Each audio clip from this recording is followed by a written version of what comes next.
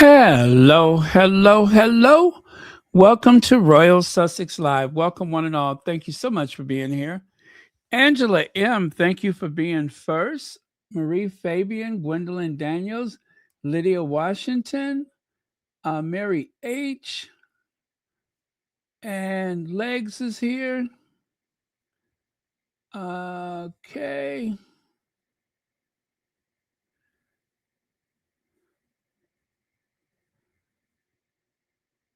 Ooh, what's that? Anything she does makes them angry. The upcoming trip, the visit to the hospital, and the movie being purchased all have the haters pressed and complaining. Sure is. And still keep thinking about that red dress. I remember how angry they were about the red dress. Um, was it Amanda Platel or Liz Jones, or maybe it was Sarah Vine, who said that I was Team Meghan or something like that? Anyway, they lied until she wore that red dress. And I still, for the life of me, don't get what was it about that red dress? Is it because they're Kate the Magnificent or Kate the Angelic, whatever the hell she is? Is it because she was MIA? Is that what the problem is? Which, by the way, there's another video of another world famous person that seems to be unaccounted for. And when it comes to those AI videos, is something about the hands that they just can't seem to get right. The hands, the mouth, sometimes the eyes, especially when it comes to the fingers. So when people say that Kate's ring jumped from one finger to the next, it literally did. It literally did. And so I am more convinced than ever that that was an AI, especially this other world famous person from a country about the size of New Jersey that we dare not speak of. Um, Again, that 720p grainy video, whenever they use that grainy video, and we're in what, 2026, when Kate had her famous AI video, it was 2024. There's no excuse for that type of quality of video under any circumstances, where it's all grainy and um, the what do you call it? The shutter speed seems to be weird, and that is not consistent with the 2020s. And I believe people only use that when they have something to hide, or in other words, when it is an AI video. And I do hope that someday, not because of Harry and Meghan, but just because I do hope that one day they will truly explore how strange the year 2024 was when it comes to that institution. It makes no sense. Um, if only some of these people would write books about it. There is money to be made, and these people are leaving money on the table. They're literally leaving money on the table because that family is spinning out of control. And the worse they get, the more often they decide, oh, we have to try to see if we can't tear down Harry and Meghan. Can't have them too happy and pleased with themselves, can we? Yeah, that family is out of control and they are losing big time. Or as George Bush would say, they are losing bigly. Isn't that one of those words that he made up?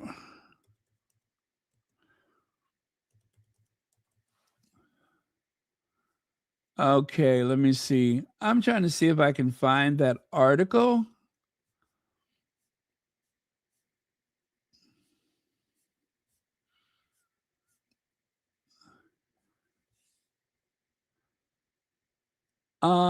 Nope, that's not it. Oh, yes, yes, yes. I kind of see it. I kind of see it. It was Liz Jones. That's who wrote the article, Liz Jones. I just want to show you the headline. We don't have to really go into the article, but I have mentioned it twice in the past couple of days, so I think you deserve to see exactly what I'm talking about.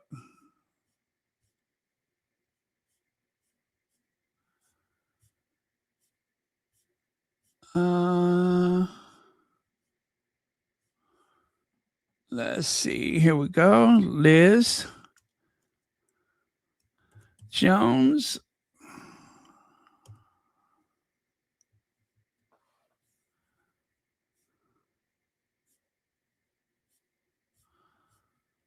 I mean, the article just did not make any sense. It really made no sense.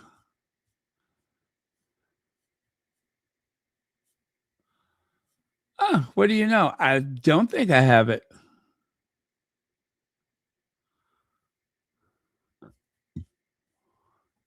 Well, I'm going to show you what I got. I'm going to show you what I got. Just to show you that the article does exist. I don't have like the well, anyway, here goes.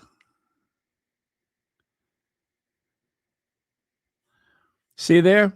Now read Liz Jones. I've always backed Meghan, but the red dress picture have led me to a startling realization. I can no longer support her. I can no longer support her because of a red dress. The red dress picture. The red dress picture. I'm still confused about why that elicited so much backlash.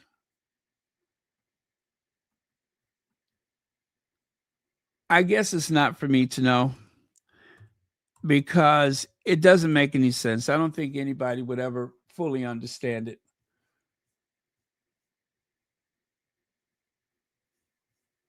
But Meghan wore a red dress and they seem to have lost their minds. Make that make sense.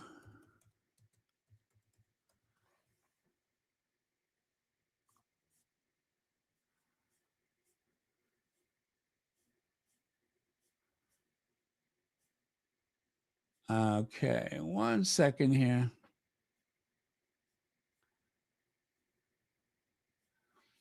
But yeah, just in case you had your doubts, I promise you that article did exist.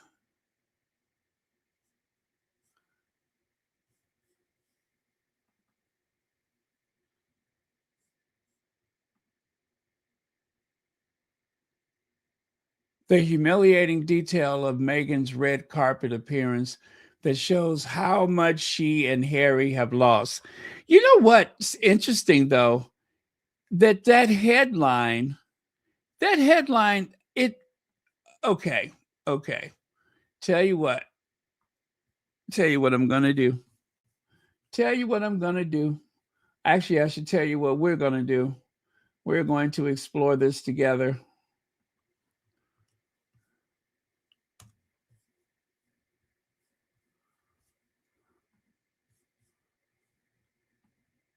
It is called mental gymnastics. You know, that's what they call this mental gymnastics. The lengths that they must go through to try and make things sound legitimate, realistic, sensible, to try to breathe some kind of life into it.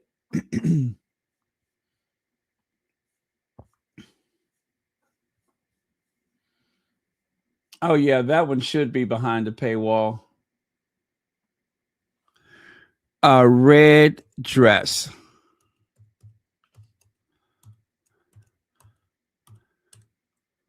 And we all know it's because their precious Kate was nowhere to be found.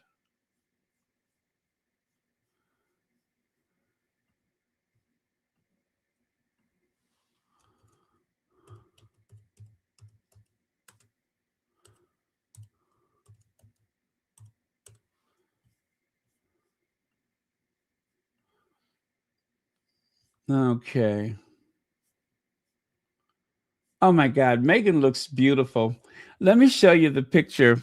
Let me show you this picture of Meghan. She looks beautiful. I almost forgot how stunning she looked that night. Oh, oh, oh, look at that. Oh, gorgeous, gorgeous.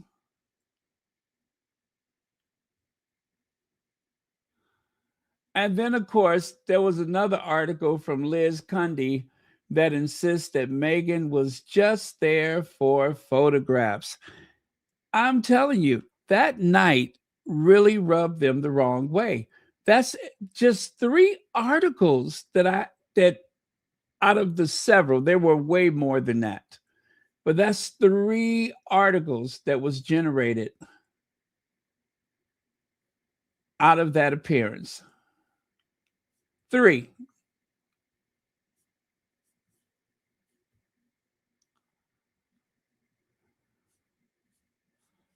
And there were more. There were many more. But that's just to name a few. Three articles that emerged from Meghan's appearance. The third one I just found mentions Liz Cundy, who claims that Meghan was just there for pictures and not the guest of honor. Lord have mercy.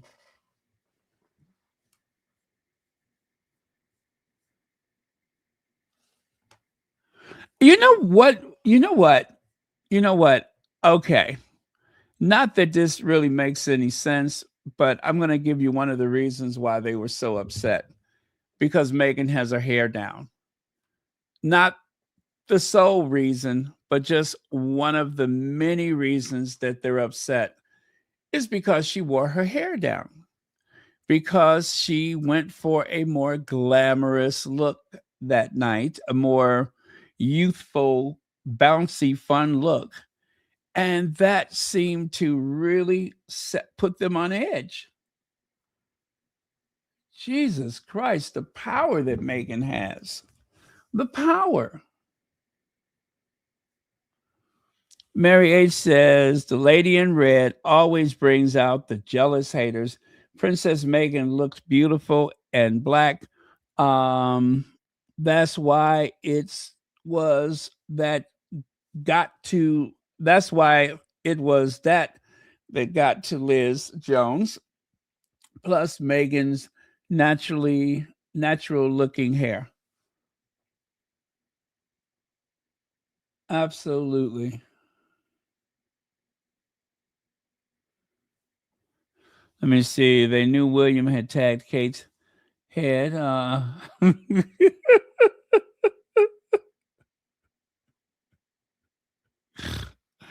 Oh, okay. Let's see. The haters, I'm sorry, the haters hated how good looking, how good she looked. She wore it before with the train, before she had her baby weight. Um, and the second time she was snatched and back to her old self. Absolutely. Let me see. Liz Jones doesn't know why the red dress bothered them, much less anyone else. Yes, I just remember the backlash. I just remember the days and days and days of backlash.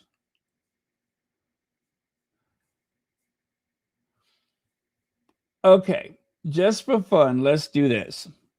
Liz Jones said, I've always backed Meghan But the red dress pictures have led me to a startling realization. I can no longer support her. I tried. I really tried. I invested so much in our relationship. Years. Is she crazy? Is she crazy? I'd overlooked countless red flags. I'm loyal. After all, she's a woman, someone I saw as self made, outspoken, and a little broken, put upon, ridiculed, and bullied by social and mainstream media. But now I cannot overlook that red dress. It was Meghan's appearance on the red carpet at the Children's Hospital Gala in Los Angeles this weekend. And this was in 2024, by the way, that finally caused the scales to fall from my eyes. Well, the only thing I know that has scales on its eyes is lizards, is amphibians. Okay, that sounds about right. Yes, suddenly I found myself um, cringing with secondhand embarrassment when I saw those pictures. And once you have that feeling, you can't go back. Previously, I have heaped praise upon Meghan's wedding dress, all two of them. Oh, okay. Now, see, that was being shady. All two of them applauded her love for dogs and all animals, a conviction she upheld despite joining a family that loves to shoot things. Uh-huh. We're getting there. I adored her bravery in going against a powerful dynasty and her honesty at being unable to stomach cutting ribbons at some god awful windswept new factory in Leicester. Okay, now let me stop right there. That is not true. That is not true. Meghan has never said to anyone that she did not want to cut ribbons at some factory in Leicester. This is her putting words into Meghan's mouth. People assume that Meghan left because she was bored. Meghan left because she was fighting for her life. But at that charity gala, I realized that I was starting to ring that I'm sorry that it all right, one more time. But at that charity, I realized that I was starting to ring false. Oh well, Meghan, it's you, not me. Oh my God, does she sound like an abusive boyfriend? That sounds like gaslighting. It's you, not me. I'm sorry to say, in all that ill-fitting dress, oh my God, she's going there. You didn't look like a regal royal. You looked diminished. Is she looking at the same picture?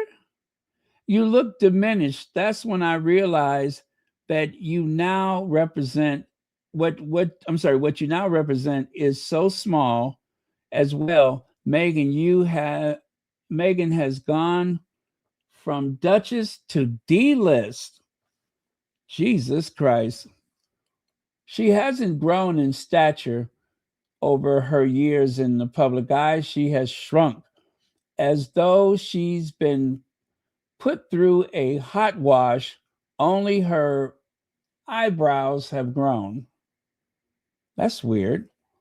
Compare a photo of Meghan in the pared down version of a Carolyn Herrera dress from this weekend to when she first wore it in 2021 alongside Harry. Okay, so she's mentioning the dress when Meghan wore the overskirt, right? With her hair slicked back. Okay, she has her hair down and she doesn't have the overskirt. What is the problem? Then it had a magnificent train which she inexplicably chosen to remove, and she also back then still had that royal gloss. Her hair was worn up, not loose and straggly. You mean like Kate likes to wear her hair loose and whatever? That split in the gown was also a bad choice. given it made the obligatory kneeling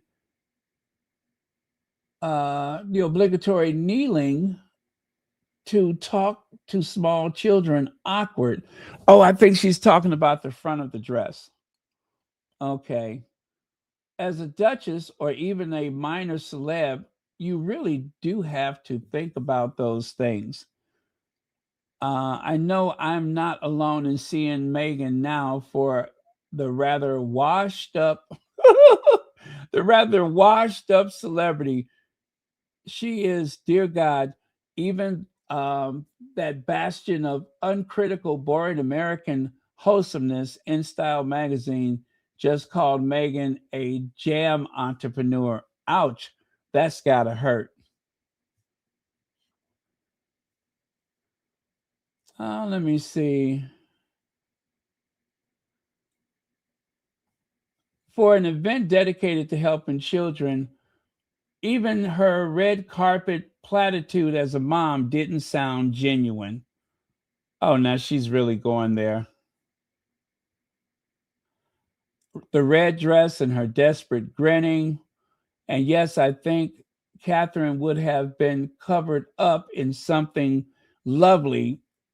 Catherine wouldn't have been there in the first place because Catherine is not in California and Catherine was not invited. When was the last time Kate has ever been invited to a charity as the what do you call it? As the main guest, the guest of honor. Plus grabbing hold of other attendees and grinning. What she's talking about is Kelly Zafin. And this is what I'm getting from this. Okay. Meghan and her friend Kelly went out that night, good girlfriends. And okay, let me show you the picture that seems to agitate her. Let me show you the other picture. This one. This is what she's talking about. Now, this is Kelly Zafin, who has been going through grief for several years now. Meghan convinces Kelly, let's go together. And of course, okay, I'm going to just guess. They wanted to get all dialed up, extra girly, and have some fun, which is exactly what they did because Meghan is a girl's girl. Now, was it Meghan's idea or was it Kelly's idea? It doesn't matter. They are having the time of their lives. Now, I also want to point out that they constantly referred to Meghan as that former royal. She's no longer royal. That was just in an article from God knows who. But yeah. Oh, they're so jealous. And you guys, I want to show you the British standard of beauty that is making all these comments. Do you mind if I do that?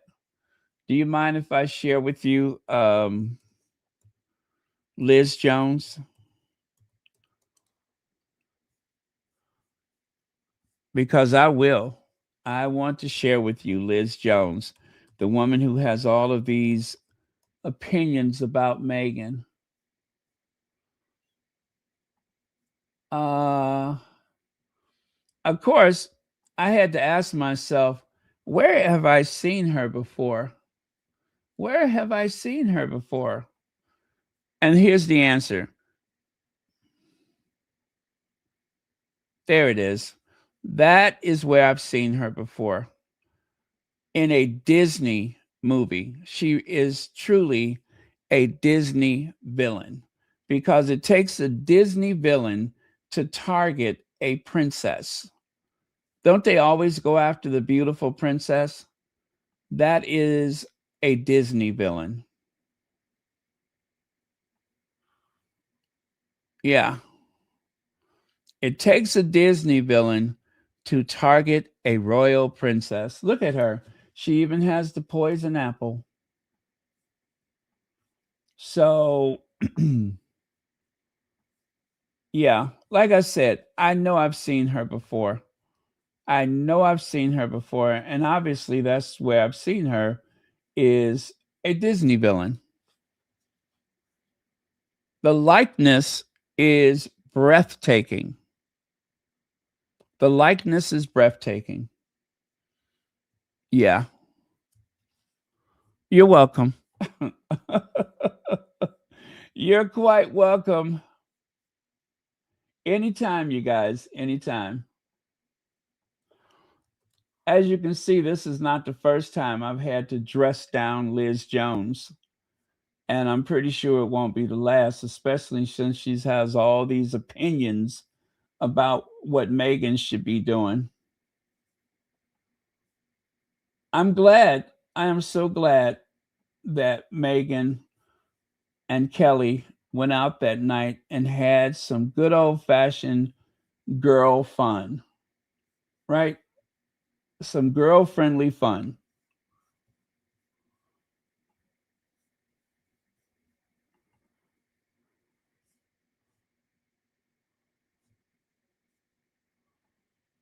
Um, I'm going to move on from Liz Jones, but let me just show you one more example of her obsession with what Meghan wears and how Meghan wears things that seems to grate on her nerves.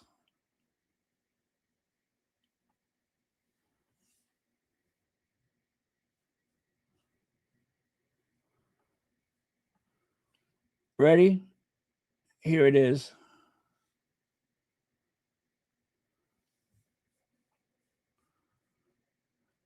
Why does Meghan always wear utterly impractical white when she's got two toddlers, a bunch of dogs and chickens, and presumably she's against dry cleaning because it's bad for dolphins or something? Asked Liz Jones. I'll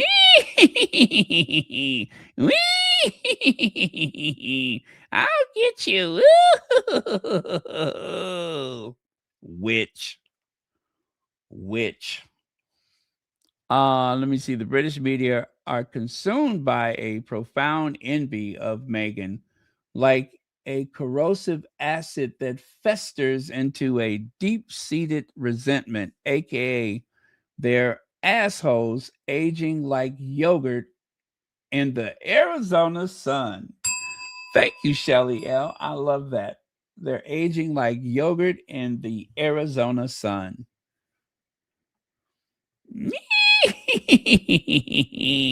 I'll get you, my pretty.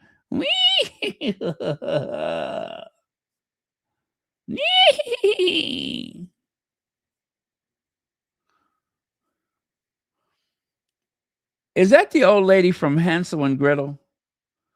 It is just shocking how much she looks like that witch.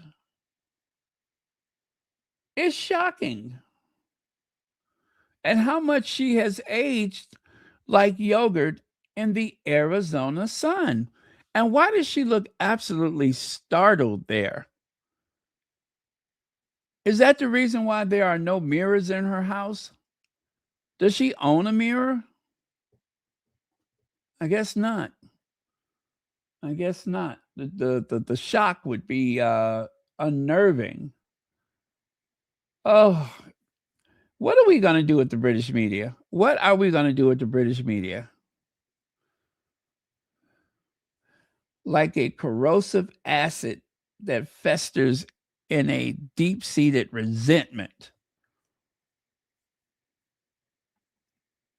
That is bang on.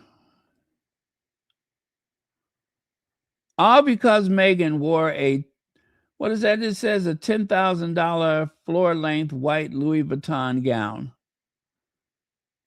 Oh, how offensive. How offensive. How dare she?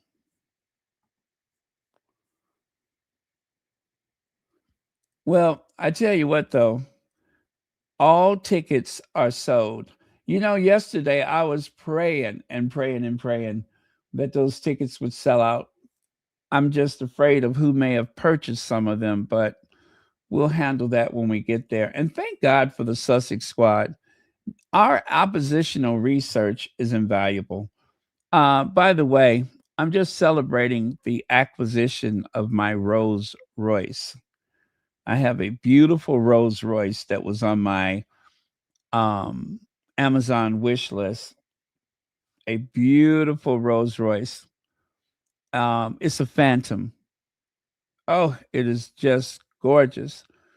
And thank you so much to the squatty that made that Rolls Royce possible. I feel like I'm living a dream. You have no idea how many years I have wanted a Rolls Royce. Would you like to see it? Would you like to see it? Okay. Okay. Okay.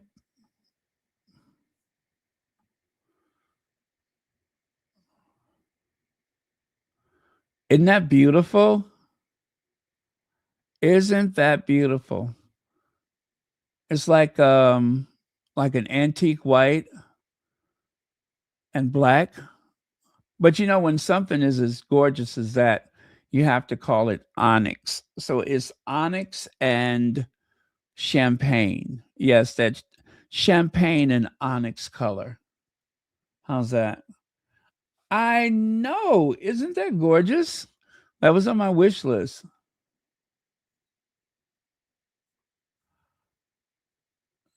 And I want you to take a look back there behind the car.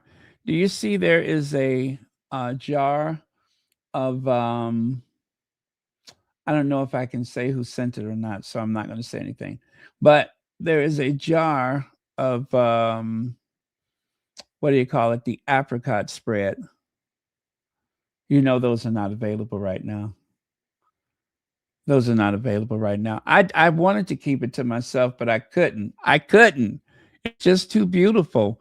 The lights are LED, and it even has an alarm.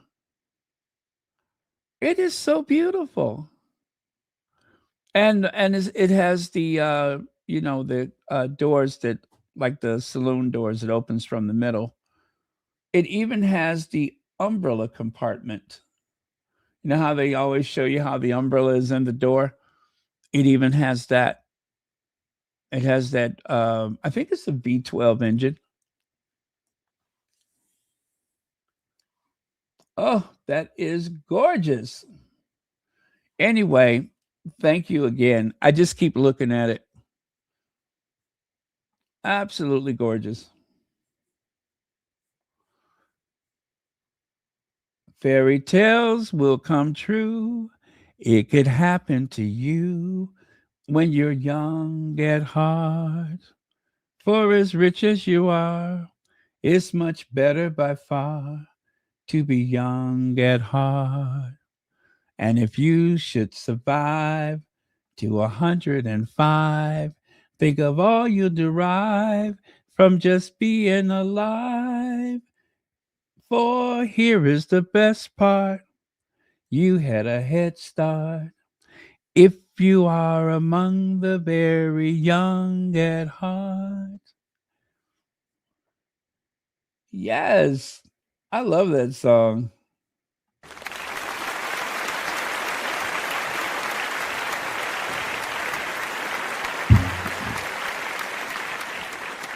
That's why it's good to be young at heart because you never know when your dreams might come true.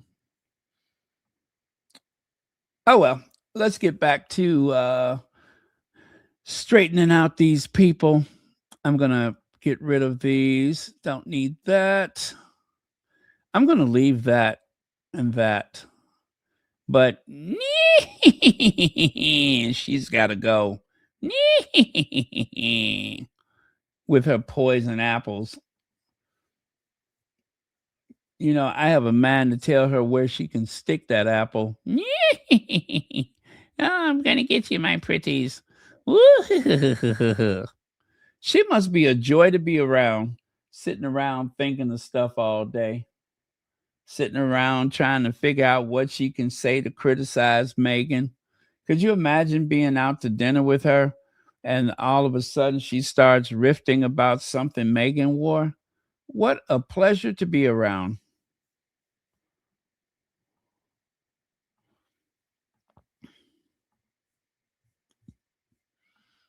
Uh-oh, did I take away the today's slide? Yes, I did. There we go. All right, so you live on the 49th floor in a Chicago high rise, and this is what your apartment sounds like when it's windy.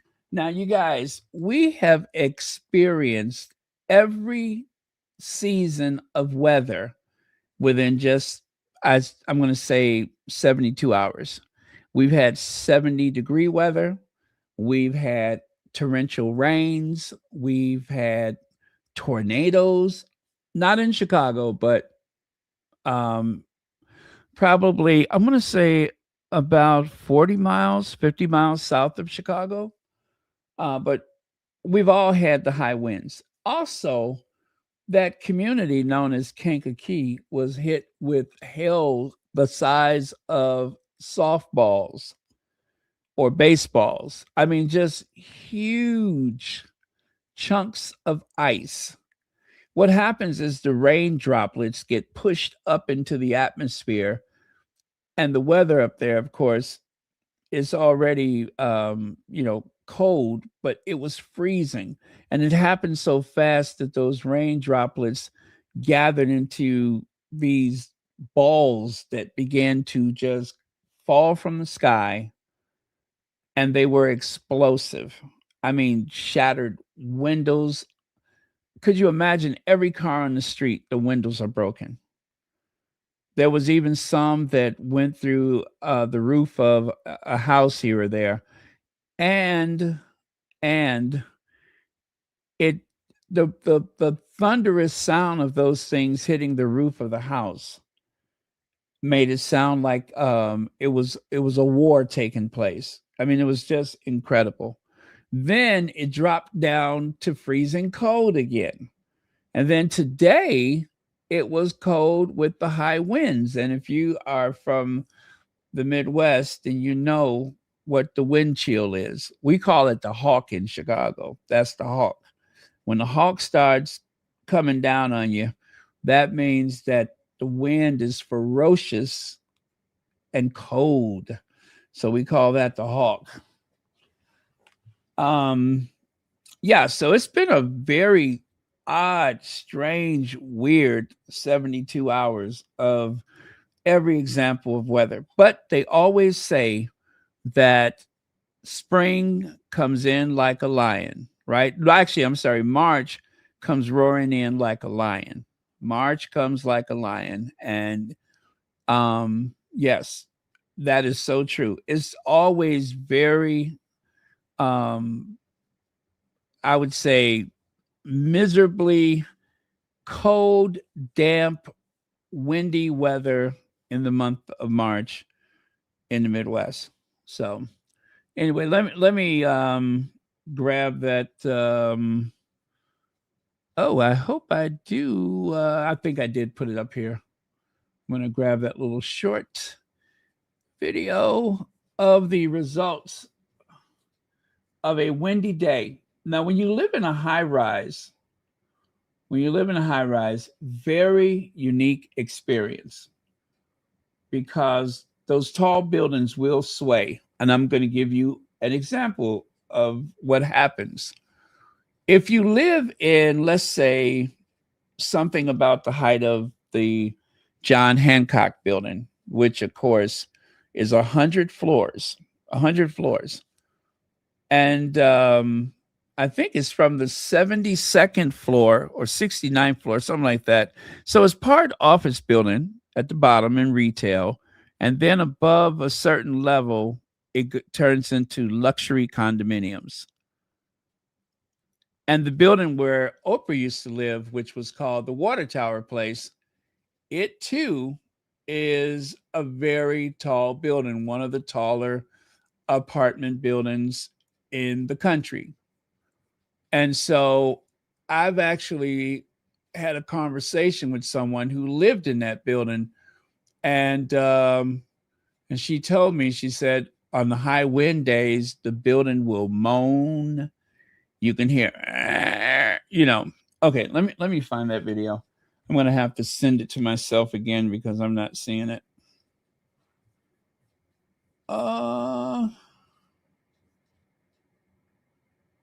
Yeah, I think I neglected to label the video, but I'll send it to myself again and then I'll share it with you.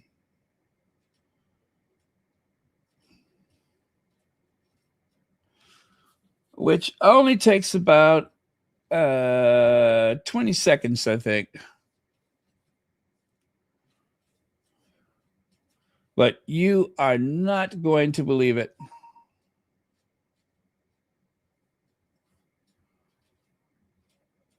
Okay.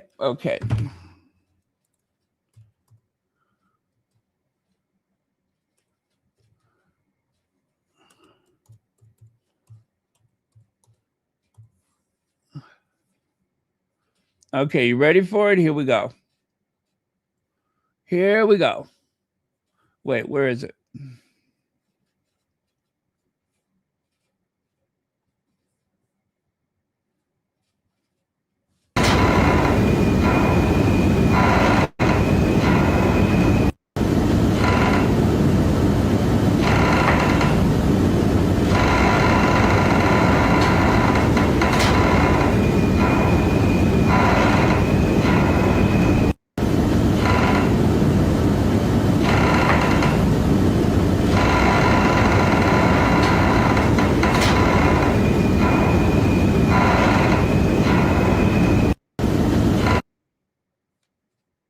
Okay, did you hear that?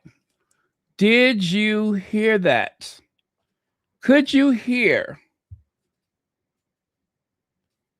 that horrible crackling sound that building was making? Now, those buildings either have a steel frame or they will have reinforced concrete, which of course is concrete that is reinforced with rebar, steel rods that is inside of the poured concrete. And that makes the concrete very strong. A lot of tall buildings, including the building across the street that you can see. You see those buildings that look like corn cobs? That's called the Marina City. And those are apartment blocks.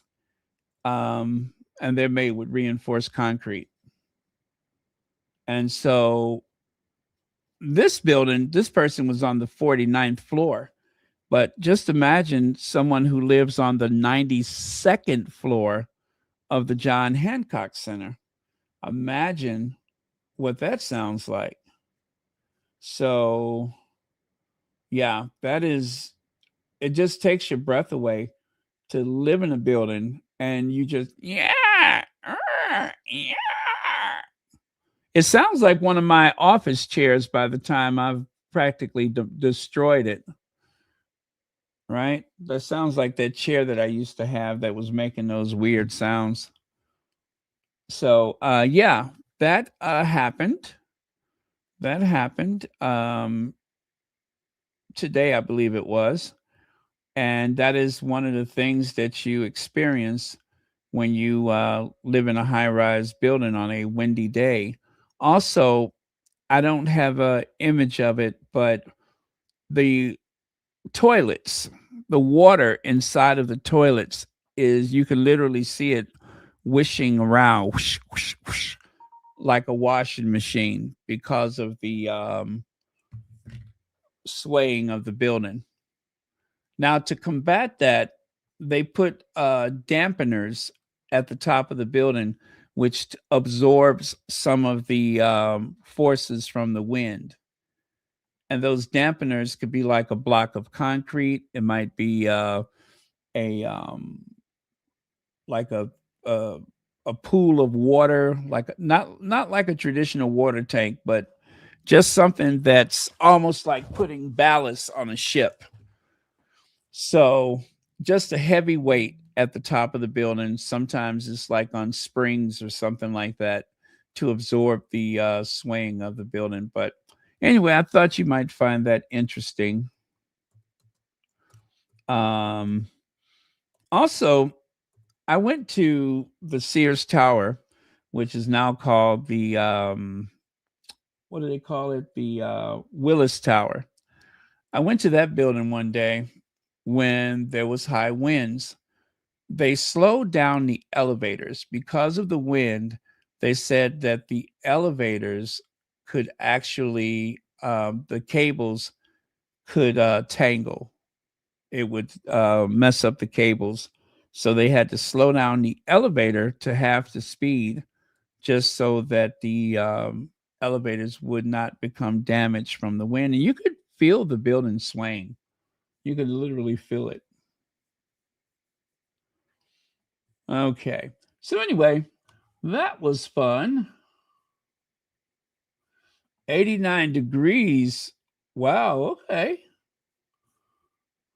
That is hot for this time of year.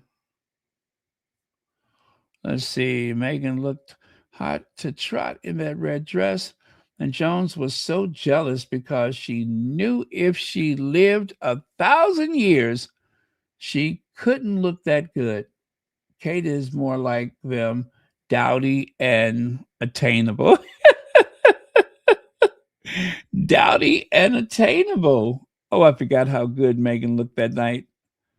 Oh, and the shoes, the shoes. Okay.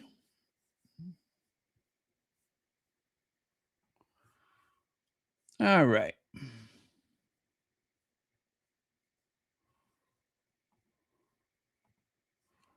Now, get back over here. So, there you have it.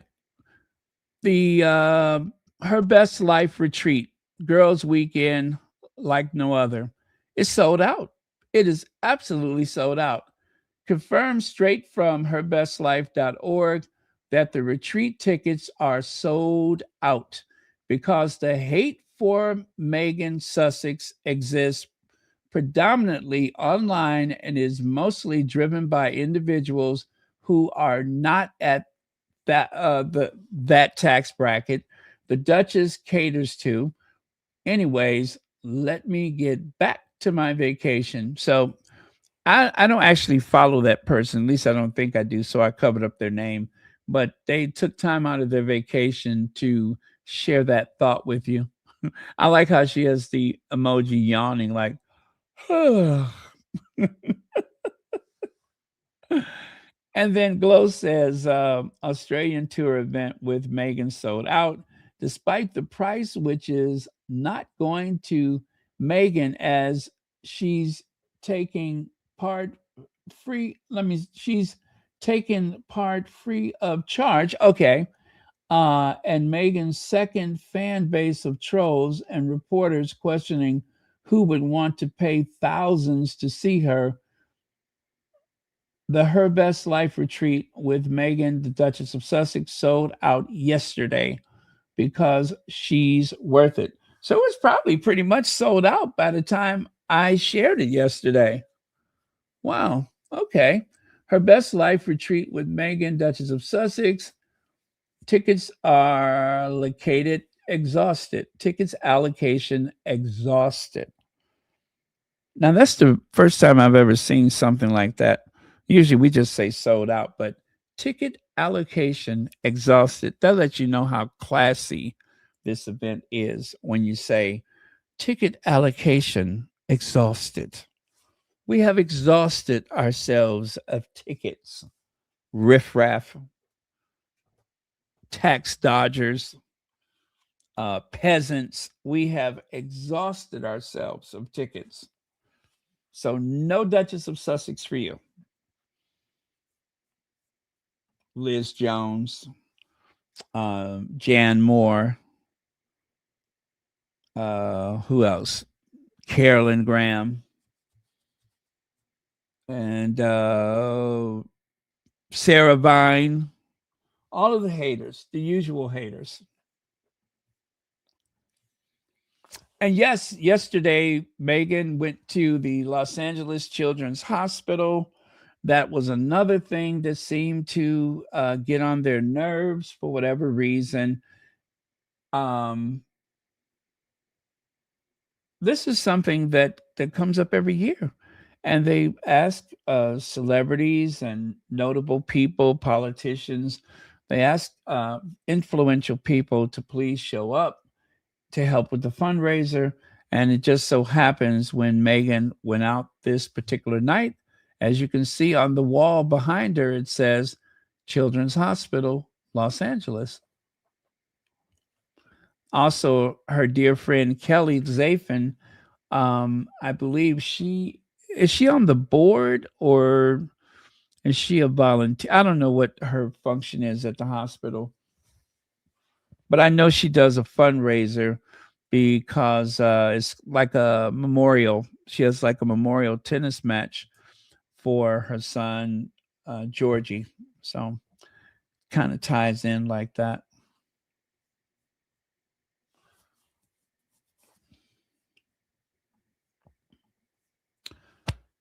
So this time next month, the Sussexes will be en route to Australia. So we got a whole month of the tabloid press finding newer and different ways to tell or explain, to convince us how horrible it is for them that they have sunk so low as to be a part of a um, public speaking meet and greet uh, invitation only event. How terrible it is. So it was even one article. Let's see here. Oh, you know what? I do believe that William has unleashed the Oompa Loompas on the Sussexes. Hear me out. Isn't it just like William, who always seems to find himself in search of a pulled pork sandwich? Isn't it just like him to unleash the Oompa Loompas on Meghan, the Duchess of Sussex, and of course, his own brother, Prince Harry? Well, Exhibit A, Oompa Loompa number one. She basically, Fergie now, what royal insiders are saying about the 1,705-pound VIP Meet Meghan event, surprising way the Duchess contacted organizers, and how much Harry is reportedly set to pocket by, of course, Oompa Loompa Rebecca English is being billed as another quasi royal tour. Got to throw that in there. Taking in private, business, and philanthropic engagements. I mean, she is. It's like a pit bull. It's like having a pit bull come after you. You have to try to figure out which hand do I write with.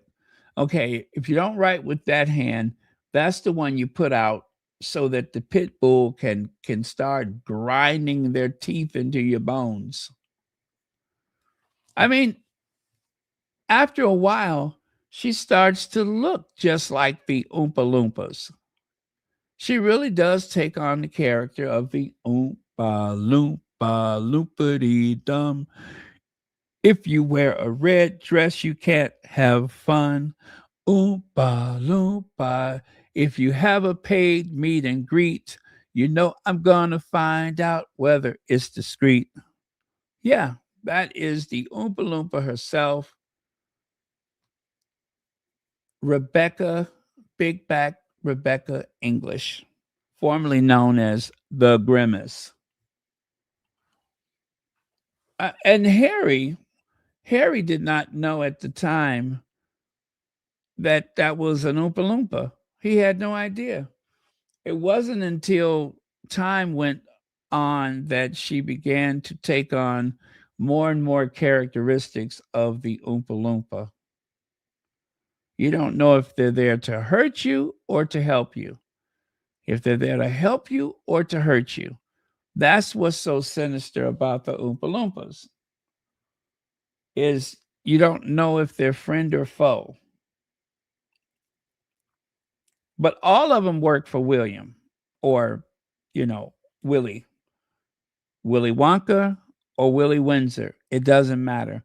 I'm starting to think they're the same person.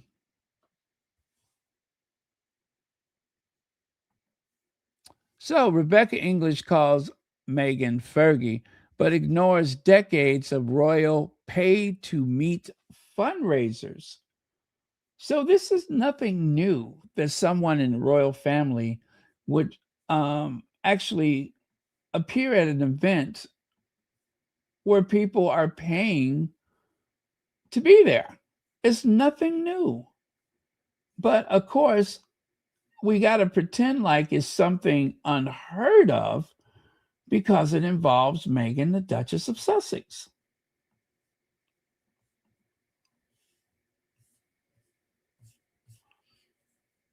And that is all part of the brainwashing, the gaslighting, this conjuring up of hostility against the Sussexes for doing something that everyone else in the family at one time or another has been a part of. Rebecca English wants readers to gasp at Meghan Sussex appearing at the 1,705-pound women's retreat in Sydney, as if this is some shocking fall from grace. But the fact undercuts the drama. The Her Best Life retreat is a 3-day luxury event at the Intercontinental Sydney Coogee Bay, Coogee Beach Hotel. The package includes 2 nights accommodation, meals, wellness session, a gala dinner for VIP guests, premium seating, and a group photo.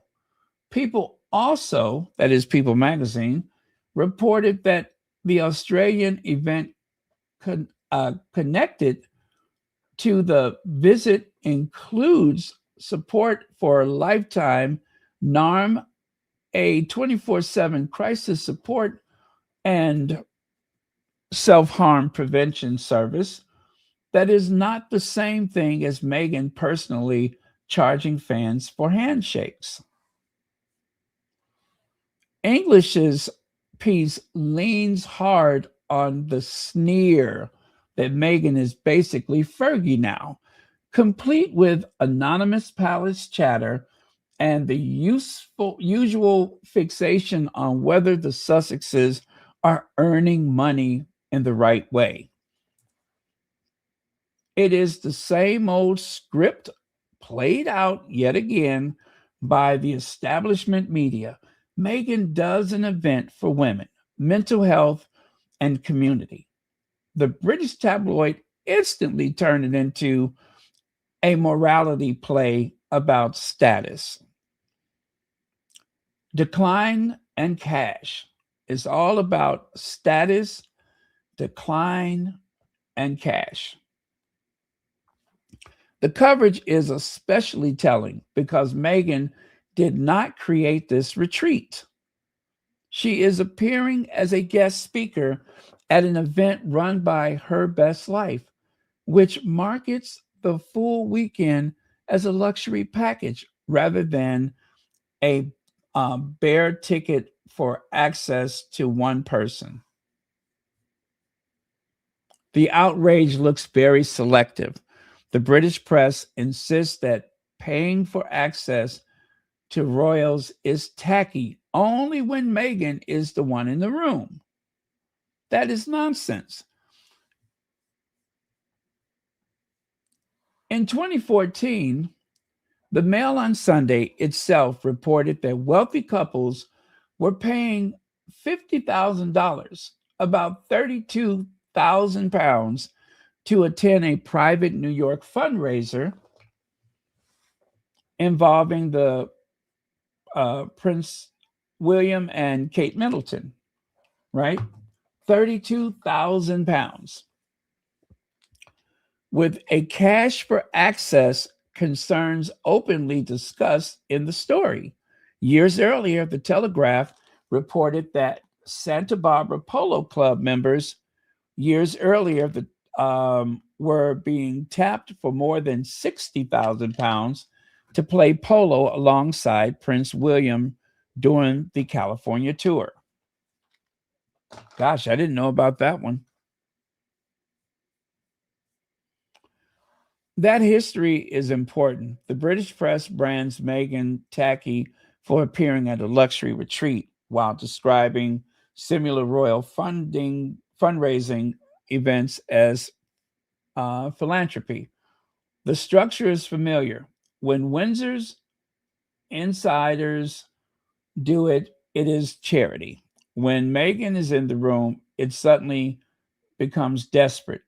That double standard is hard to miss. So there really is no chatter. This is made up by Rebecca English, I am sure. Unless she wants to divulge her sources, then we have no reason but to believe otherwise. Or should I say, we have no reason to believe otherwise. She says that there's all kind of chatter about Meghan's appearance. And notice that she didn't really say anything about Harry. Harry is just a minor footnote for the article. It's all about what is Meghan doing.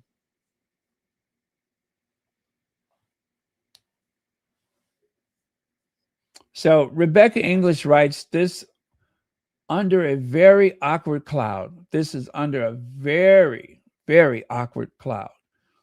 There is also another reason Rebecca English outrage lands a little awkwardly. Prince Harry is currently suing Associated Newspaper publisher of the Daily Mail over allegations of unlawful information gathering. According to Reuters, the claimants accuse the company of maintaining a long-running culture of using private investigators and other questionable methods to obtain private information, claims the publishers strongly denies, of course. When your own employer is defending its reporting practices in the High Court lecture about Meghan Sussex's optics and dignity begins to feel a bit of offensively misplaced. Meanwhile, the outrage English is trying to manufacture sits within a broader pattern. The British press has long treated elite royal fundraising events, private donor dinners, and exclusive patron gatherings as perfectly respectable philanthropy.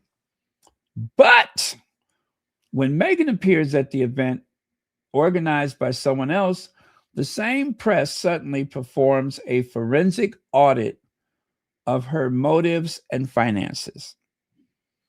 At some point, the pattern becomes obvious. The tabloids are comfortable when money flows around the royal institution. What unsettles them is when someone who stepped outside it succeeds anyway. And that's not a woman's retreat in Sydney and that not a woman's retreat in Sydney is the real reason the outrage machine keeps spinning. So I got a soundbite for you. I want you to hear this. I want you to hear the hostility coming from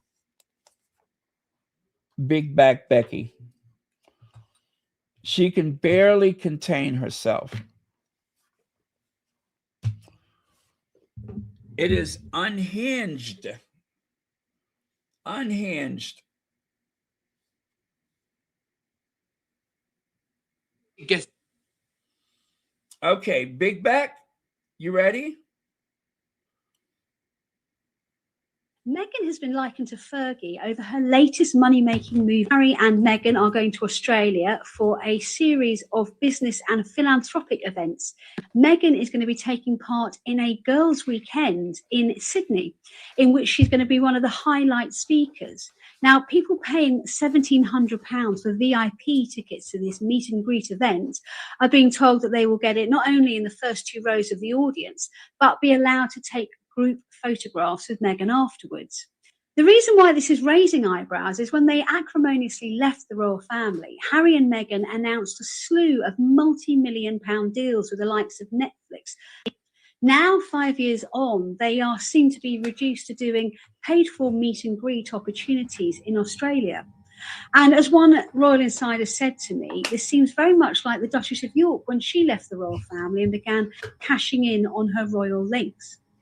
Meghan has been likened to Fergie over her latest money-making move. Harry and Meghan are going to Australia for a series of business and philanthropic events. Meghan is going to be taking part in a girls' weekend in Sydney, in which she's going to be one of the highlight speakers. Now, people paying £1,700 for VIP tickets to this meet and greet event are being told that they will get it not only in the first two rows of the audience, but be allowed to take group photographs with Meghan afterwards. The reason why this is raising eyebrows is when they acrimoniously left the royal family, Harry and Meghan announced a slew of multi-million-pound deals with the likes of Netflix. Now, 5 years on, they are seen to be reduced to doing paid-for meet and greet opportunities in Australia. And as one royal insider said to me, this seems very much like the Duchess of York when she left the royal family and began cashing in on her royal links.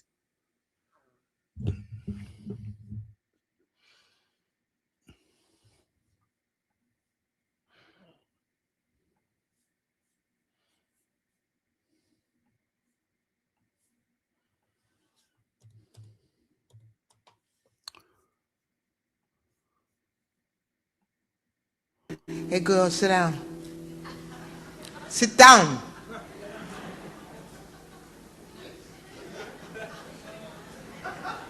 Sit down.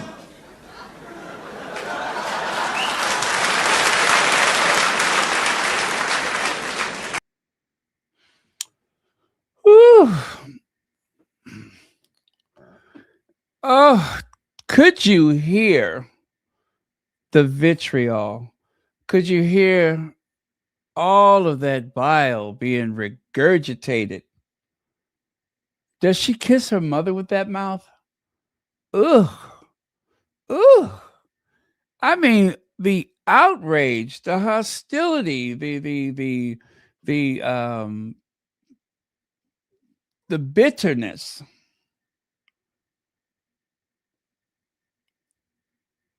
If the Sussexes were not earning money, how were they supposed to get by? What in the world were they supposed to do? Go down to McDonald's and get a job?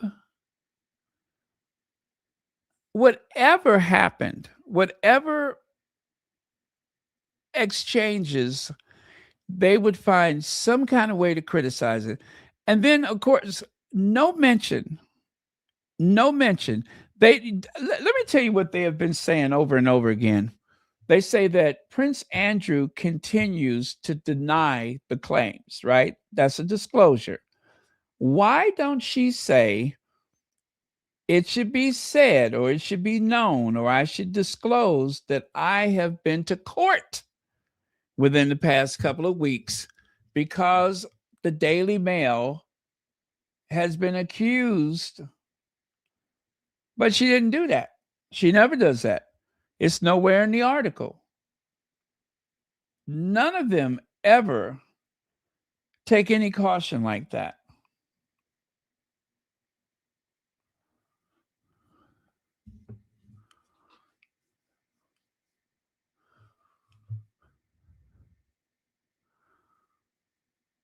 I mean, she has lied so much her eyes are starting to sink into her skull.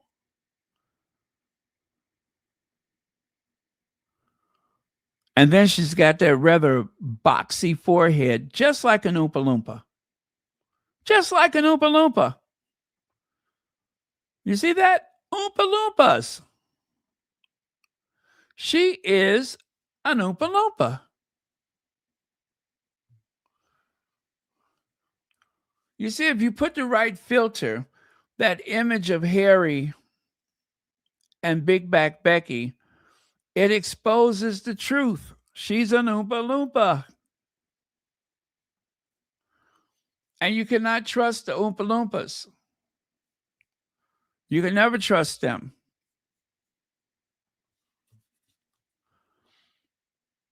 They're the enemies.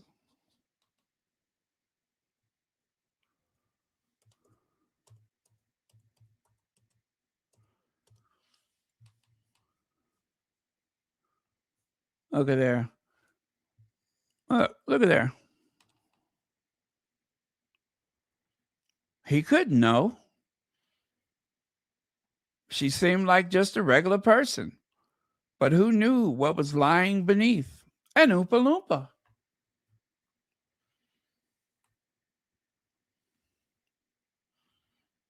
Gosh, what an awful person. What a terrible, awful, awful, nasty person.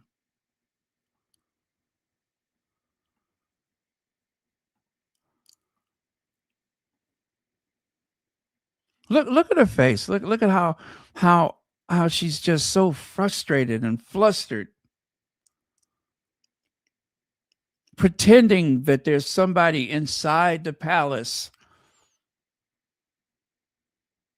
Or I'm sorry, people. There are people within the institution. And so I suppose you just hang around the palace all day waiting to see if somebody got something to say. Or do you just hang around the WhatsApp group chat?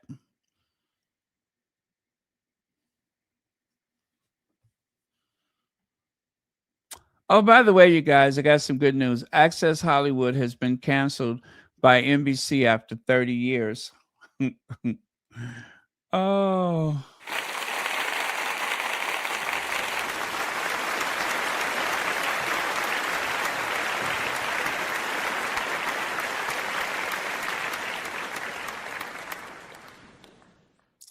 Now, Eugenie and Beatrice continue to live in royal palaces, as Andrew wanted them to have a foothold.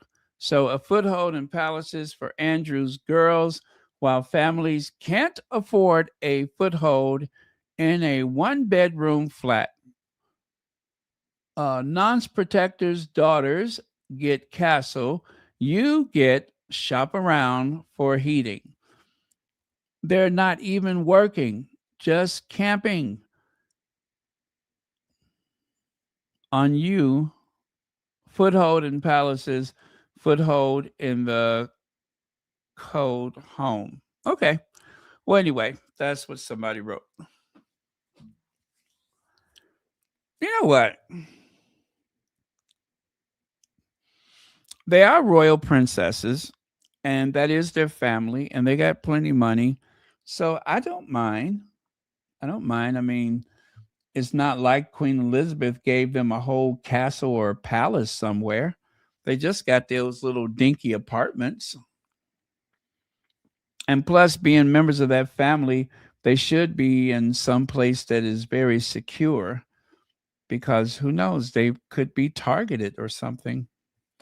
So I'm not opposed to it. They have husbands that earn money. They earn money. They got children to care for. Not a big deal. They're not getting 30 million pounds a year from a duchy. Princess Diana was preparing Prince Harry. I think we talked about that yesterday. Yeah, so I'll skip that. And here, oh yeah, this is why I added that. Should Harry be king? Well, that's been a conversation that they have been having for a long time.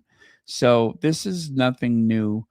And there wasn't much outrage in the past when that topic was brought up. Even Pierce Morgan, hog-haired Pierce Morgan, wrote a very lengthy article explaining why Prince Harry should be the next king. And of course, I turned that article into a Royal Sussex pre recorded video, which I'll try to leave the link for you later. But if you watch the video without hearing Piers Morgan, you would be amazed that he had actually wrote that, which of course at the end of the video, I do remind people that that was an article from Hoghead. They are going through denial. They had a meal ticket with Harry and Meghan, and now they have the left behinds. I don't know what their game plan is. Harass, torture the Sussexes for life. Aren't they tired? Evil. Yeah, you would think so. You would think so. You know, it had kind of died down a little bit, but it was something about Will and Kate being booed and heckled at the Commonwealth. You know, I think that Commonwealth Day, the fact that so many people have seen them, I mean, come on, this was on the news all over the world that the British royal family was being booed and heckled on one of the most important days on the calendar. And so, in order to distract from that, of course, the usual go after Harry and Meghan. So, I'm thinking that that's what the big deal is, because the news had kind of slowed down.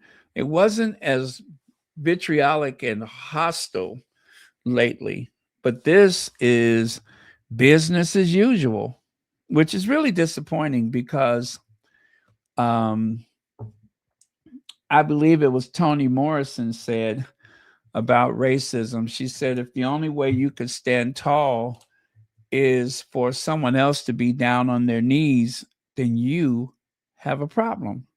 That's not their problem. That's your problem. If that's the only way you could stand tall is having someone else down on their knees, you have a problem.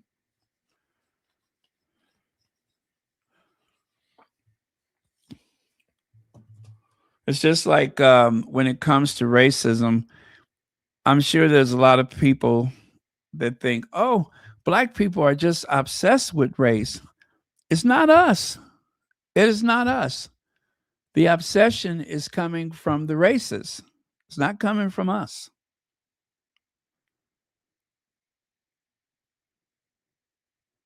And that is the truth.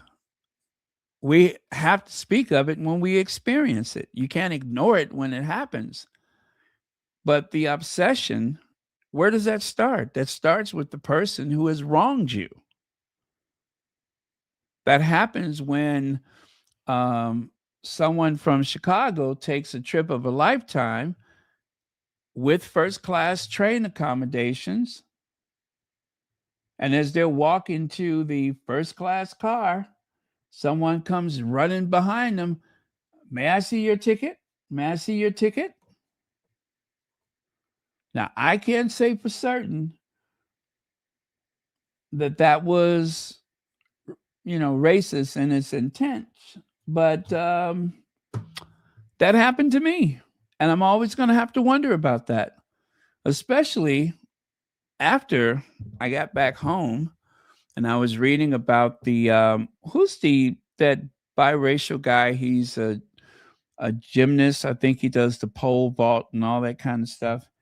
Whoever that young man is, he had trouble riding the British rail because they thought that this young, attractive, good-looking Black man, even though he was biracial, didn't matter, that this young, good-looking, attractive Black man had no place in the first class car of the train. And I'm thinking to myself, well, I'd be damned. That just happened to me. I was confronted about whether or not I belonged. And then, of course, the question, did that happen to anyone before me? I don't know. I wasn't looking for it.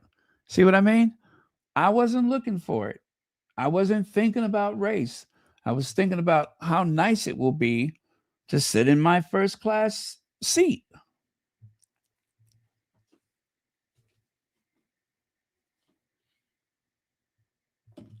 So if there's anybody who thinks that that's what Black people think about all the time, it's really not. We'd rather not think about it, but we're forced to think about it when it happens.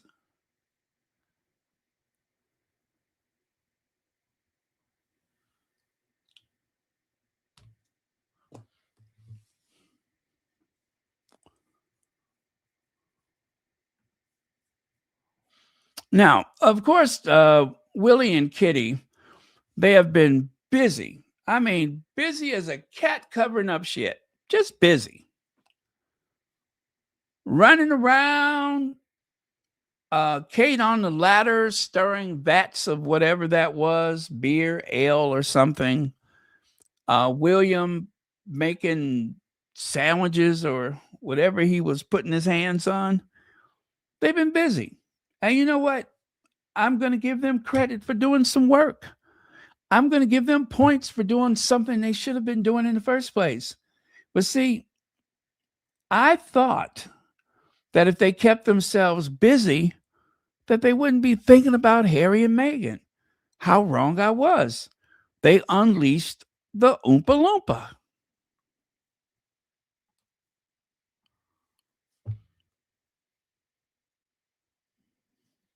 How many is press and their staff entourage? There was a video somewhere. A woman introduced herself as the one who runs her fan account on Instagram. The crowd is invited. So, I mean, right there, you can see it seems to be mostly press and maybe the odd person here or there. But any of those people right there might be part of the group. I mean, after all, we saw from that picture yesterday that Cameron Walker, or whatever his name is, the reporter, he was one of the people. I mean, they all kind of seem to know each other. But aside from those people, where's the rest of the crowd? The answer is there isn't one.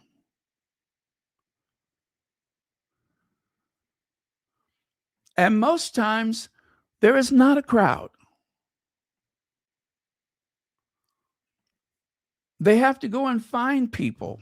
You know, sometimes they'll have people in an office building. They will have some people that's in the lobby of the building, and they will have other people that go and stand outside. It is a very quick receiving line and crowd gathering to welcome members of the royal family, because by themselves, nobody's interested.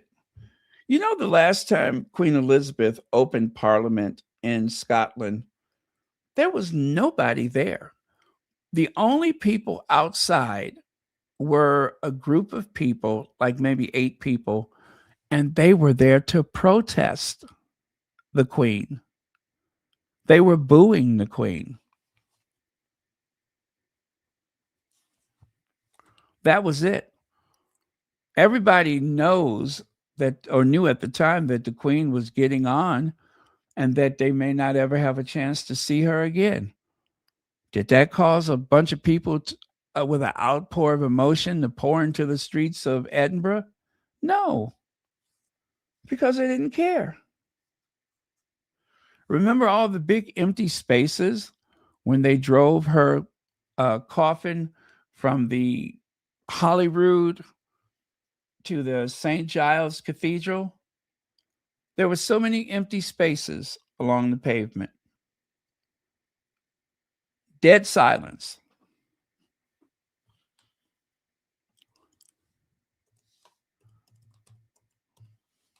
That family is in trouble. I say it again, that family is in trouble. And they only have themselves to blame.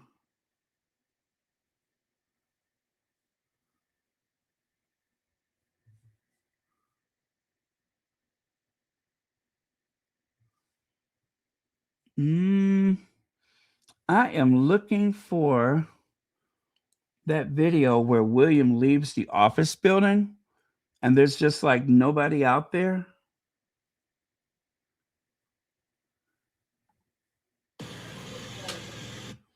Okay, that's not it.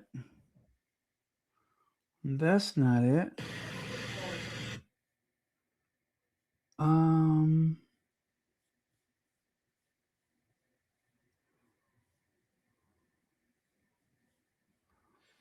I mean, there was just nobody out there. Gosh, I wish I could find that one.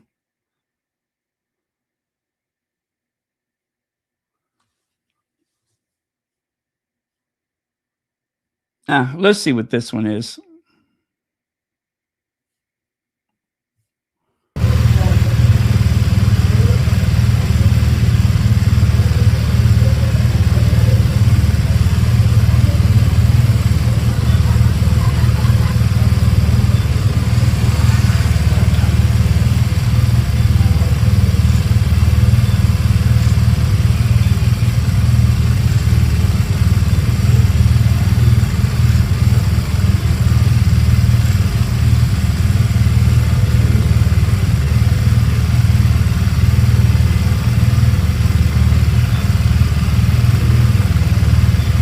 No cheering.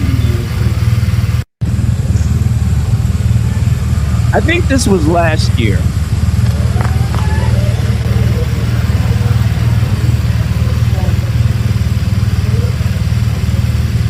Wow.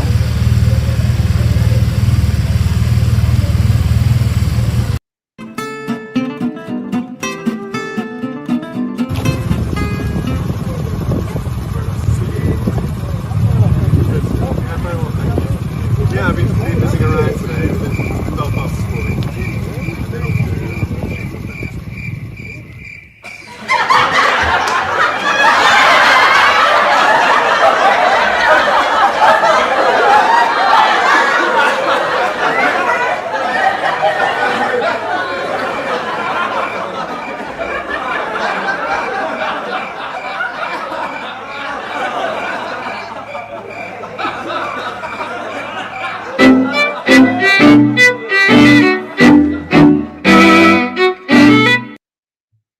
Wow.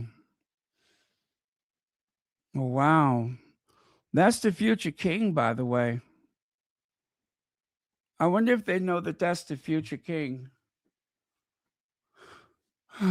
Clearly, they don't get it because otherwise, you would think that someone would be there to, you know. But they all just seem to go about their business, don't they?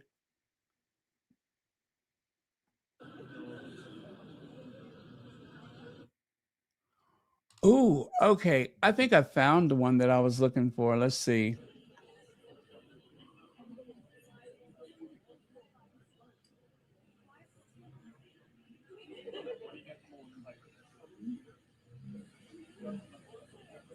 Oh, I think this is it. All right. Good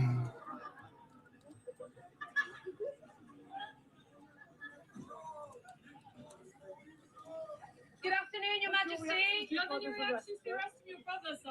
Your Majesty, how are you feeling after your brother's arrest? Your Majesty. Oh no, that's King Charles.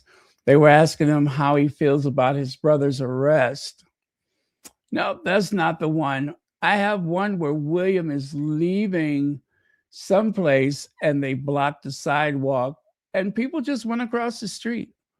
They didn't wait to see, they didn't care. They were just like, oh, whatever. Whatever. Not interested.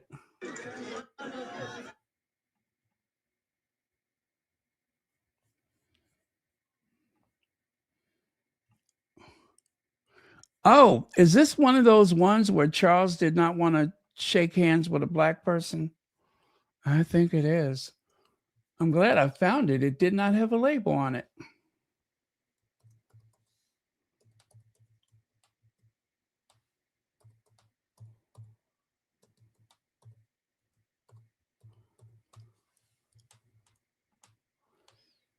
Oh man, I wish I could find the one with William.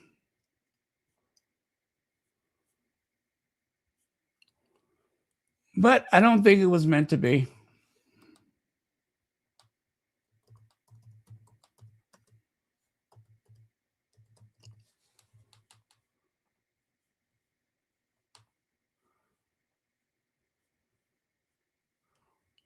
And knowing me, it is badly labeled.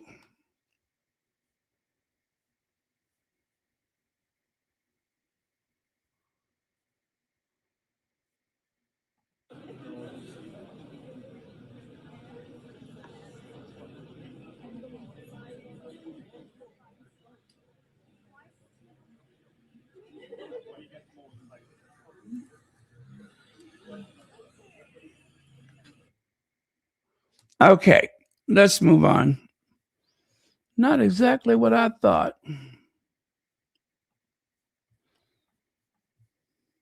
So, her, Rachel Maddow. It is so interesting that Rachel Maddow ends up at all these events. I didn't know Rachel covered the royal family.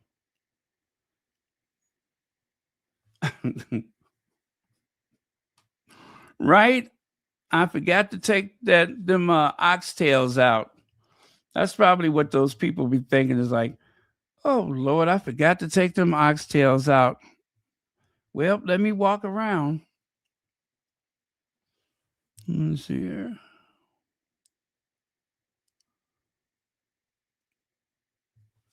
Absolutely. So, yeah, that is Lee Thompson. That's Lee Thompson.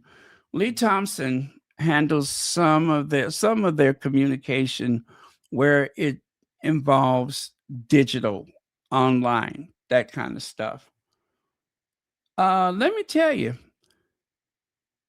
Miss Thang, not Miss Thing, but Miss Thang got a little bold today. Oh, you won't believe it. You won't believe it. She has grown some claws. You know what I'm saying? The tigress has come out of her. Wait till you see this. She has grown some claws.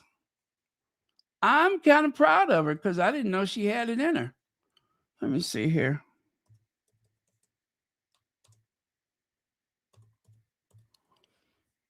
Are you ready for it? Here she comes. Wait, ready or not, here she comes.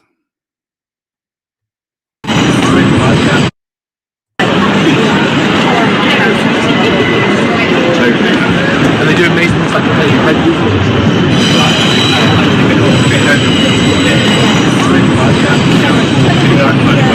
Right, guys, we really need to push back, please. Thank you, guys. Including you, Andy. Thank you. I've just heard now from the principals that we follow instructions. Yeah.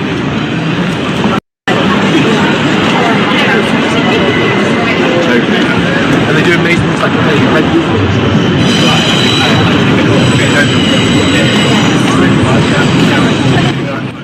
Wonder Woman, Wonder Woman, what would the world do without you and powers you possess?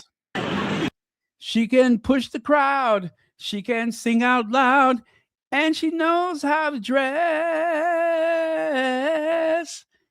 Hey, look at her. Wonder Woman. Dun, dun, dun, dun. Look at Wonder Woman. Come on, girl. Get them on out the way. Look at her pushing through. What? I'll get them. I'll scratch their eyes out.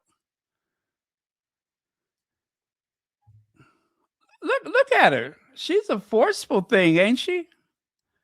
Go on, Miss Thang. You get them, girl. Go on, Leanne. Yeah.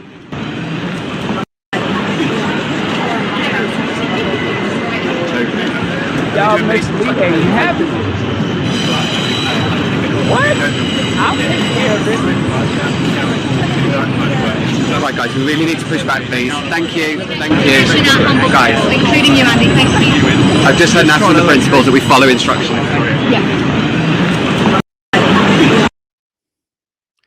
Okay, guys, you really need to push back. Thank you. Thank you. I just heard National Defense said we really have to follow instructions. Okay, you guys, you really have to push back now. Thank you. Thank you. All right, you guys, you really have to push back now. Thank you. Thank you. Look at her. You know, she don't look like much, but she's kind of strong. She is kind of strong.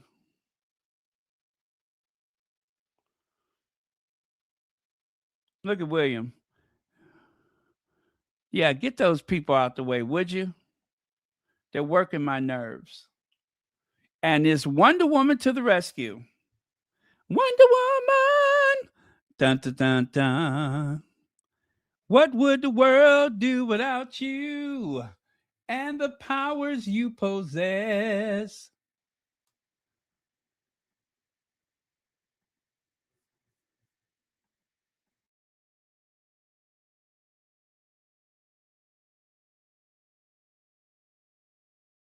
Principals that we follow instructions.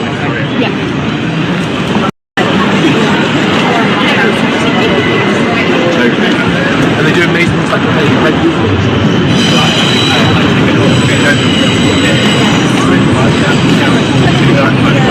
Right, guys, we really need to push back, please. Thank you. Thank you. Guys, Including you, Andy. Thank you. I've just heard now from the principals that we follow instructions.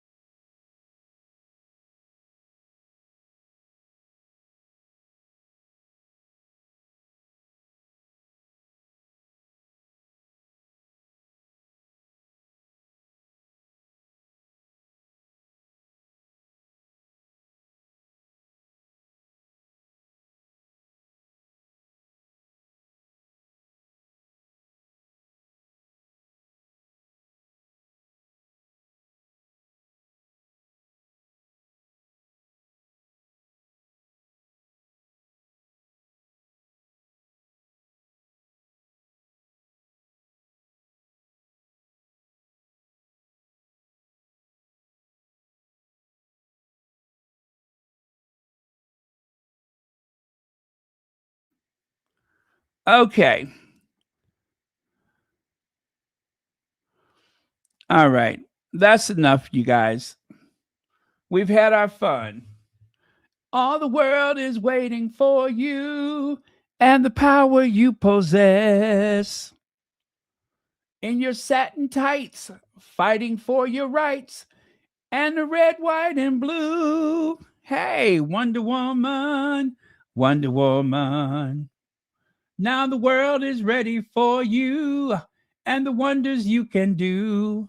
Make a hawk into a dove, stop a war with love, and a liar tell the truth. Anyway, that's Wonder Woman, you guys, also known as Lee Thompson. Meow. Yep. That is not Rachel Maddow. Although I have to say, when it comes to feminine energy, I feel much more feminine I feel far more feminine energy coming from Lee Thompson than Rachel Maddow. So,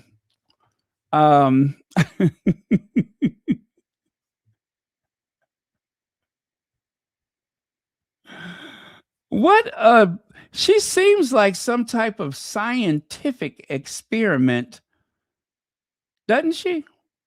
Like some kind of scientific experiment. Like some mad scientist took DNA from a cable talk show host and I don't know, one of those Silicon Valley engineers and combined it. And what comes out of it? Well, another version of Wonder Woman. Wonder Woman! Dun, dun, dun, dun. Wonder Woman! I wonder what his instructions were. Seriously, though. What were the instructions? What was said that caused her to pounce like a tiger? Meow.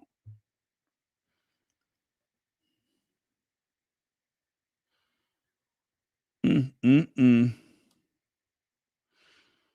Oh, well.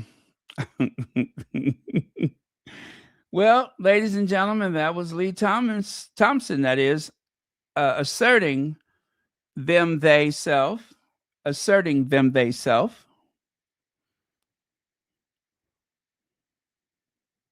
See how look at the hands. The hands are all ready to scratch somebody if they had to. See there? If she had to scratch somebody, she's all ready to do it. Yeah, yeah.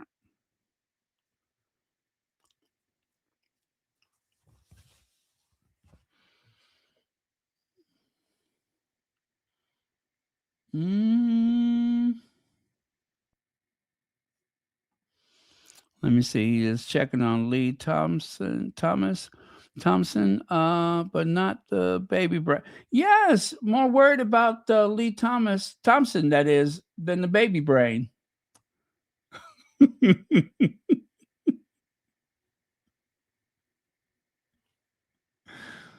Oh, I'm sorry. He came strutting through like a real boss chick should, right? Like a real boss should, real boss chick.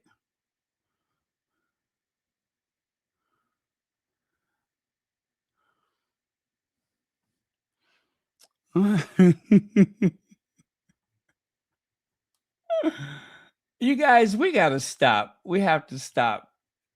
Now, we've had our fun.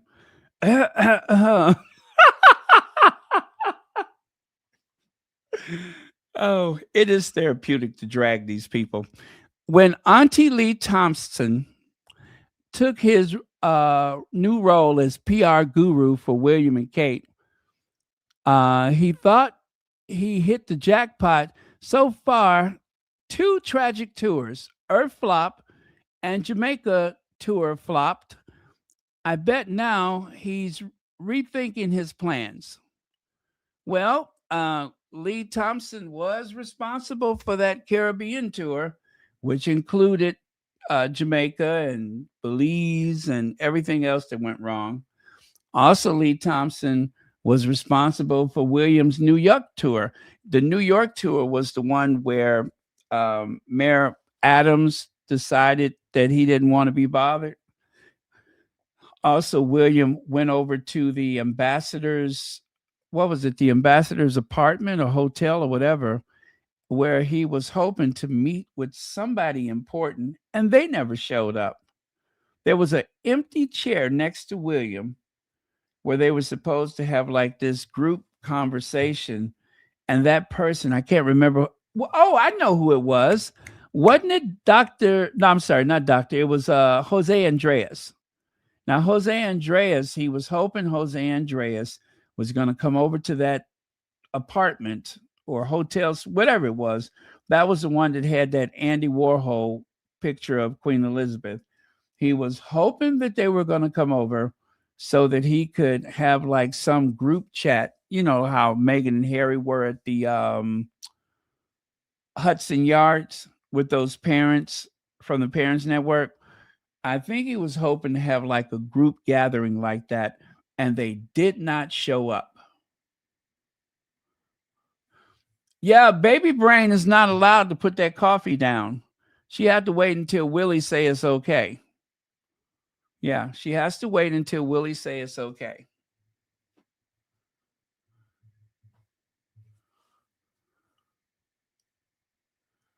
Well, now we understand why they have to try to trash Harry and Meghan's trip to Australia. Also, we all know that Australia, Will and Kate, according to them, I'm sure they believe that they were supposed to go to Australia before Meghan and Harry. Just like with the Ukraine, when Harry met with Zelensky, remember when Harry was in Ukraine and he disappeared for a couple of hours. Well, they could not have him on camera meeting with Zelensky. So to make sure that Harry never had the opportunity to be the first royal to meet him in Ukraine, they sent I'm picturing somebody as tough as nails. I picture somebody with brass knuckles and a Glock. Princess Anne. Yeah. They sent Princess Anne over there so that she could take some pictures with him. And I think she had brought him like a carton of Newports, right? Yeah, I think she had brought him a box of Newports.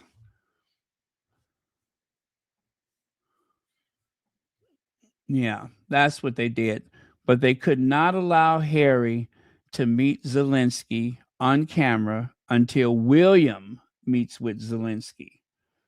And that is why they are so bothered by this trip to Australia, because Will and Kate, I don't think they've been there since what, 2013, 2014, something like that.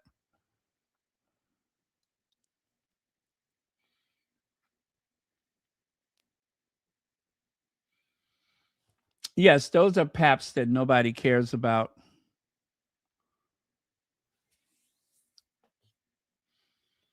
Anyway, that's Lee Thompson, y'all.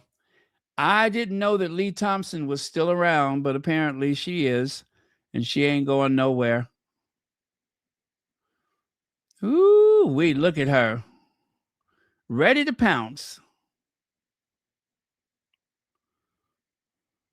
That's that one that when Meghan was doing that walkabout outside of Windsor after the Queen died, that's that one that wouldn't leave her alone.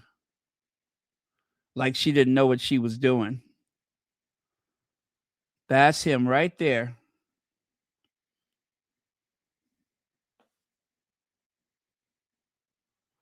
Yeah, he triggers me. He really does trigger me. I don't like him. He's very creepy. If you are in doubt, watch the video. It is getting increasingly louder, and it can only go one way. I'm going to play this. Now, I have not listened to it all the way through myself, so I'm probably going to play this one twice. I have not listened to the whole thing myself. But it was shared by one of the squatties that I trust, so I decided to just go on faith and throw it up there.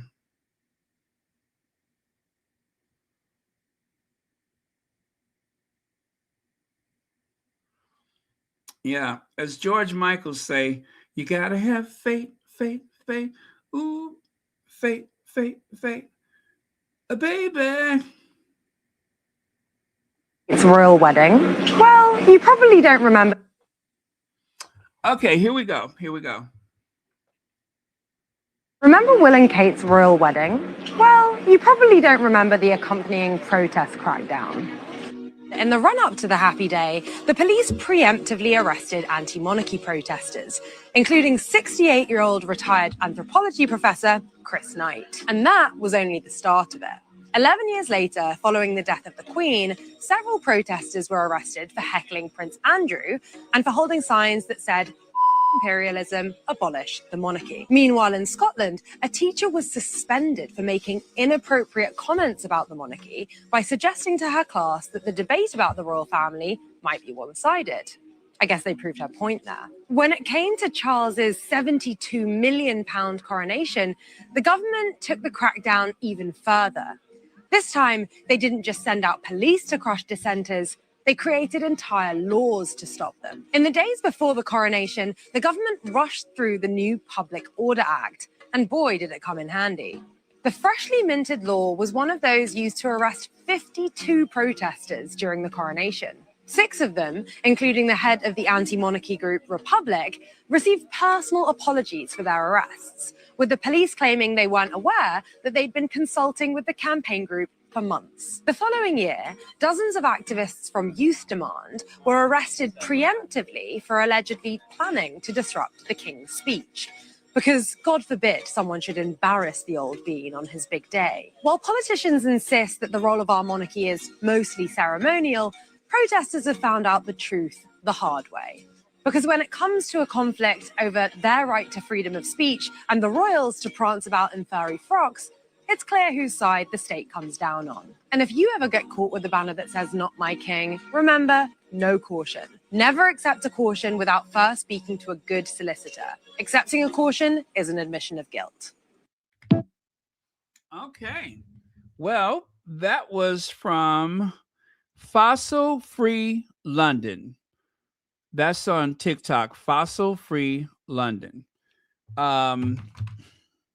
If you accept a caution, I guess that's like a ticket or something, right?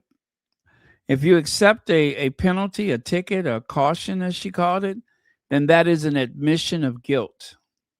So you don't want to accept that without talking to a good solicitor.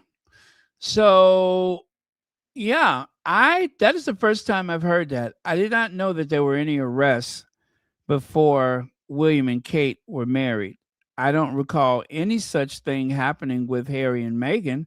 I did not know that the Republic movement were being arrested as early as 2011 when William and Kate got married. That didn't happen to the Sussexes at all. The Sussex wedding, they were more concerned with some crazed supremacists trying to interrupt or disrupt the wedding, but they were not, worried about any protesters. But yes, on the coronation day, there was a rental truck that was filled with placards and signs saying "Not My King" from Republic. And Graham Smith and one of the other people that were with the truck, they had parked away from the parade route that the coronation was taking. They had been in contact with the police. They had sought the proper permit and permission and everything to protest the coronation. But the day of the event, they confiscated the placards. They arrested Graham Smith and a couple of other people, and they were not released from jail until about 8 o'clock that night. But otherwise, they were locked up. And of course, when they released them, then they received an apology saying that we didn't know that you had been in contact with, but they did know it. They did know it, but they were in all likelihood told to not allow them to flood the area with those signs. Now, in spite of that, there were still people that made it through with the yellow and black signs. And since then, the Republic people have been hot and heavy on their case. And I'm so glad that was very, very disturbing. The fact that they passed those laws, even if you held up a blank sheet of paper, anything that seemed like it could be a provocation by the police was considered an excuse to arrest, to detain or arrest you. The police could arrest you even for holding a blank sheet of paper, which is what there were a few people, they did exactly that. They held up blank sheets of paper, and that was still something that caused an arrest. So where is the freedom of speech again? Where is the freedom of speech? And this is very painful and disturbing to Charles. You could see it on his face. He is very pained by this. And he also helped to orchestrate that the arrest that took place before the coronation even started. And then after the fact, the BBC and anyone else who carried the coronation, they were instructed by the palace exactly what material was to be removed for rebroadcast. I repeat, they were instructed to remove certain things from the broadcast live. When they rebroadcast any of that material, There were select parts of it that they wanted removed, as though they wanted to make sure that there was no permanent record in the future of the protests that took place on Coronation Day, when Charles took his concubine, his mistress, into one of the most important holy sites in all of the United Kingdom, when he took that person into Westminster Abbey and allowed them to place a crown on her head. And even worse, he accepted a crown himself, the adulterer that he is. And then they wonder why people have no respect for that institution. There's a silent majority of people that know exactly how abusive that family has been. And while there are plenty of people that are in denial, like in case you missed it with Becky the Blob, where she insists that the oh no, what it wasn't her, it was the other one who said that Meghan didn't want to stick around and cut ribbons at the Leicester factory or something of that sort. Well, we'll never know. We'll never know, because they are going to pretend and pretend and pretend that the Sussexes were driven away because they just wanted money, because Meghan just couldn't handle, did not see a reason to be a member of the family. She thought it was too difficult. She thought it was boring. All of these are words that they are putting in her mouth, things that has never been said. And I'm pretty sure publicly or privately, Meghan was excited to do the work, and they were not pleased to have her there. After that Oceania tour, they felt a strong need to get rid of them. They had to go. Well, at least she had to go. But Harry himself, who should know better than anyone, he said, hey, they were just surprised that I went with her. They knew she was going to go, but they did not expect me to go with her. But he did. And the fact that they have not been failures, that bothers the institution. That is an affront to the institution. White Carol Middleton is now smiling again after 2 years from hell, as we reveal the brilliant cancer surgeon who's become close to the whole family. Now, read into that what you will, because what I'm seeing is Silent Mike is at home, and for the second time, Carol Middleton has appeared in public by herself. Actually, it's probably been more than that, but I'm just counting the ones that I recognize. But here she is out in public again without Silent Mike. When she went to Royal Ascot last year, Silent Mike was not with her. So what's going on? Is there something they want to tell us? Is there something they want to tell us? Ensconced in her rustic farmhouse kitchen, Carol Middleton is very hands-on. I can barely see that. Is the very picture of a hands-on, down-to-earth grandmother.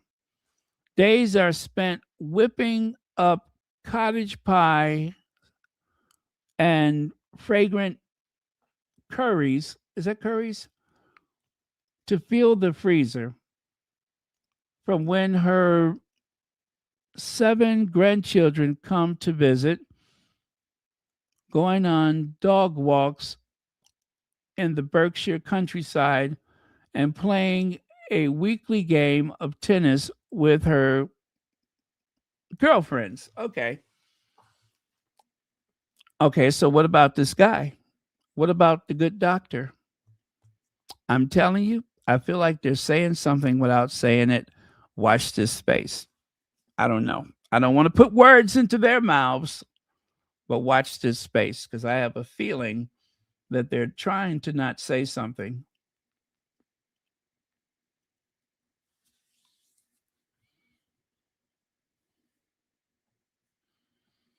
And you'd see who's onto it, right? This old broad. You know how they had that show, This Old House, where they would fix up the house? They should have a show called This Old Broad, where they fix up the queen consort. Yeah, I could see that, like a makeover show. This Old Broad.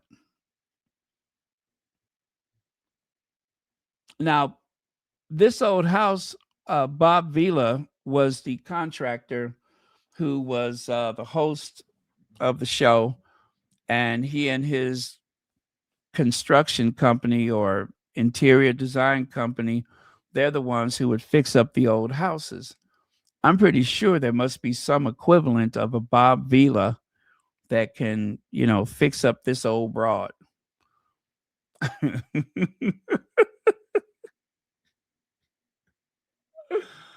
Oh man. I'm serious though. That would be a great show. You take some scheming, broke down, conspiring, crap starting, crap talking old broad, and you fix her up. Yeah, that's what you do. You fix her up. You check out the foundation, make sure it's not leaking. Look at the roof and make sure it's not leaking and peeling away. Make sure that all the floors are settled properly. And don't even get me started with the sub basement. You want to do all that. That's what Bob Vila would do. You want to make sure that the walls are not warped or puckering or whatever, bulging.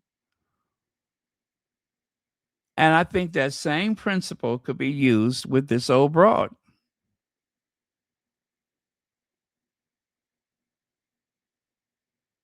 As a matter of fact, if the show needed a theme song, they could just repurpose that song from Maud. And then there's Broad, and then there's Broad, and then there's Broad, and then there's Broad. Right on, Broad. Yeah, they could use that song from Maud and just refer to it as Broad. Now, see, I'm going to make sure that I try to get in front of some of the television or movies or whatever. I need to pitch this concept to them before somebody else steals it. You take some broken down queen consort, something that looks worse for wear, and you fix her up. From the sub basement to the rafters, you want to fix it up. Just fix it up. Right on, Broad. I haven't thought about Bob Vila in a long time. Oh, I used to love This Old House. That was a great show.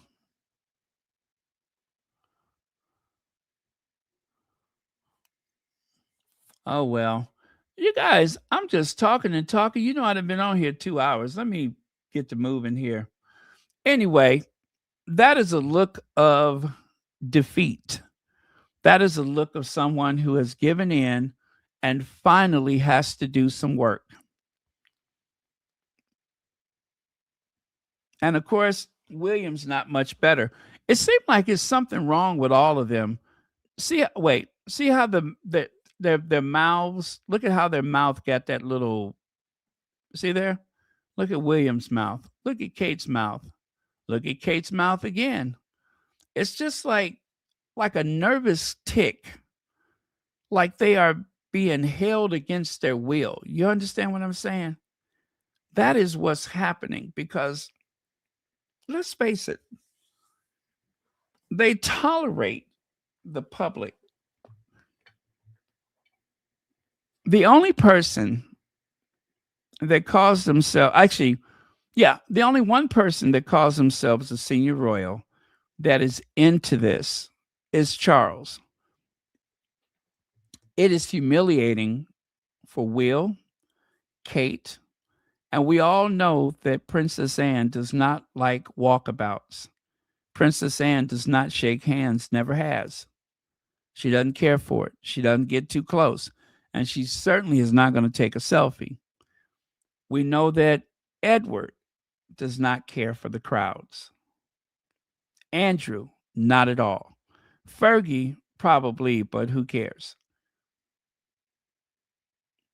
So, the Wessex, what's her name?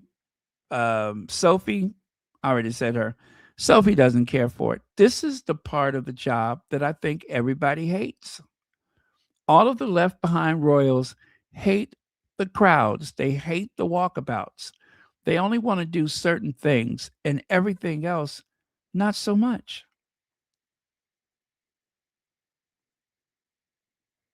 They send Sophie out of the country to get attention. And of course, Camilla has to pretend to care about abused women. That is very rich coming from someone who was so abusive to Princess Diana.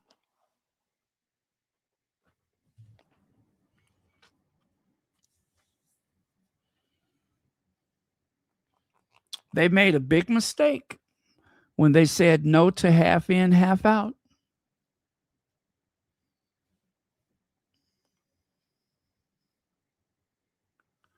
And of course, how ironic, Mumble Crumble, which describes just about every conversation that Kate has had ever since she married into that family, even before she married into it. When she was engaged to the family, you couldn't get much out of her but mumbling, which is why she has been dubbed Mumbleina, aka Baby Brain, aka Baby Brain. I submit to you the evidence of that which I speak. Tastes very different to sort of that later. Absolutely. Catherine's got her own bees. She knows a lot about bees. Be careful what you say. You might be corrected. What does she say? You can bear, it's barely audible. You cannot hear her. Listen. Tastes very different to sort of that later. Absolutely. Catherine's got her own bees. You only hear the first part of it, and then it just drops down from there. Tastes very different to sort of that later. Absolutely. Catherine's got her own bees. It tastes very different. She knows a lot. Tastes very different to sort of that later. Absolutely. Catherine's got her own bees. She knows a lot about bees. Be careful what you say. You might be corrected. Tastes very different to sort of that later. Absolutely. Catherine's got her own bees. Now, see, that would drive me crazy. I'd be like, what? What? I can't hear you. What did you say? What? That would drive me crazy. I can't hear you. What did you just say? Well, I said you could taste the difference because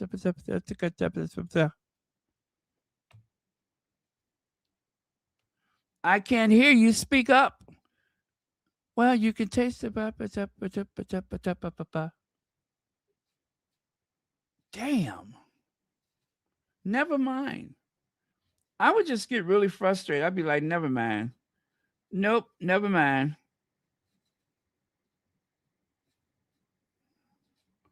I ain't going to be able to do it. Life is too short. That's what I would say. Life is too short. Nope. Life is too short. Whatever you said, I don't care. Nope.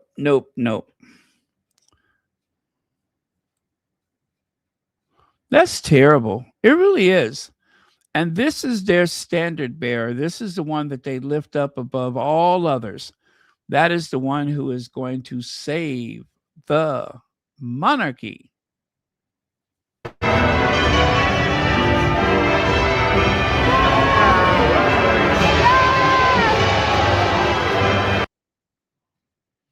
Oh, and then there's the crowd heckling.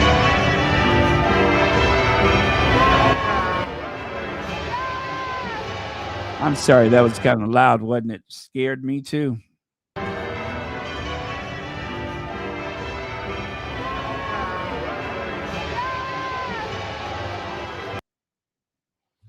That's your life, Kate. That is your life. That is your life now. You are stuck. You are stuck. As Harry said, they're stuck.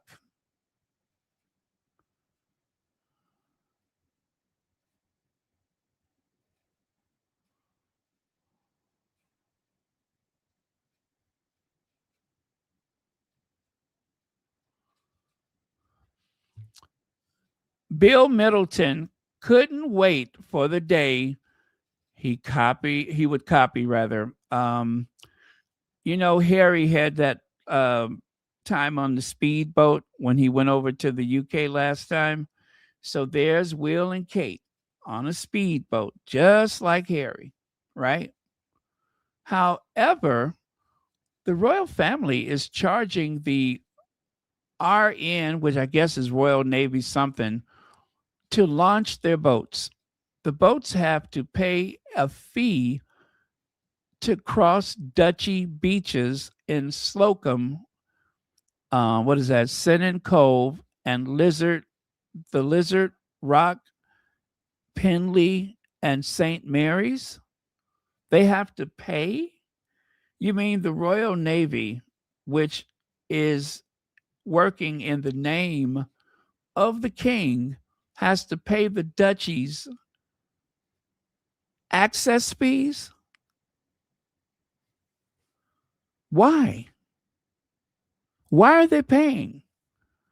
A public service, a not-for-profit agency, is paying Charles and Willie. Or as the Not My King, which is on Twitter, says, the rent is still due. Are you beginning to think it is all a scam? Huh. Something to think about.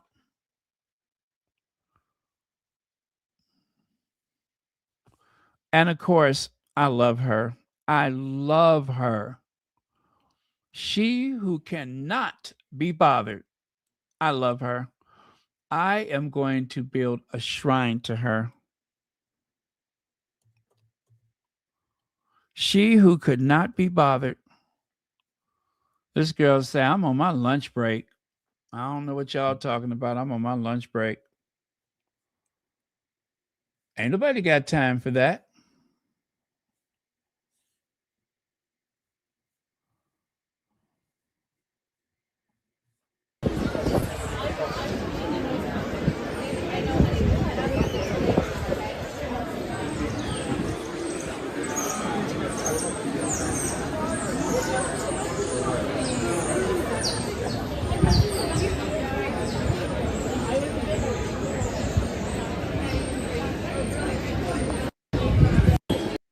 Ain't nobody got time for that.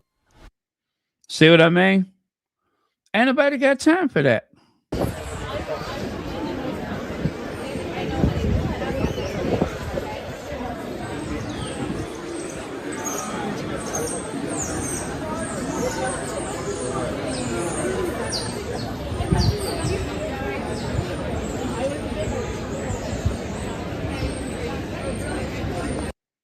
Ain't nobody got time for that. Ain't nobody got time for that. You got time? Because I ain't got time for that. I don't think anybody has time for that. Well, I tell you what, she ain't got time. You got time? Well, she ain't got time for it. She eating her lunch. She having some of her Mumble Crumble. And as a fan of Mumble Crumble, she could not be bothered.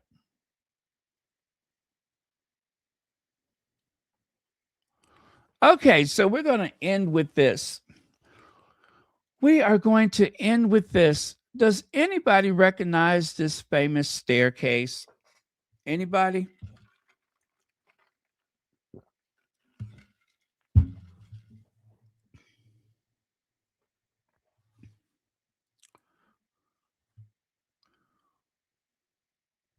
This very famous staircase.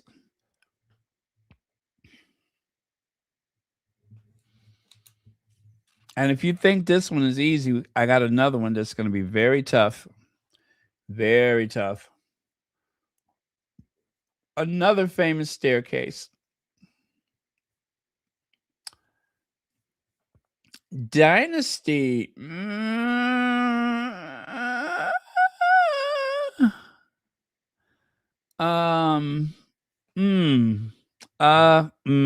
No. It is not Dynasty.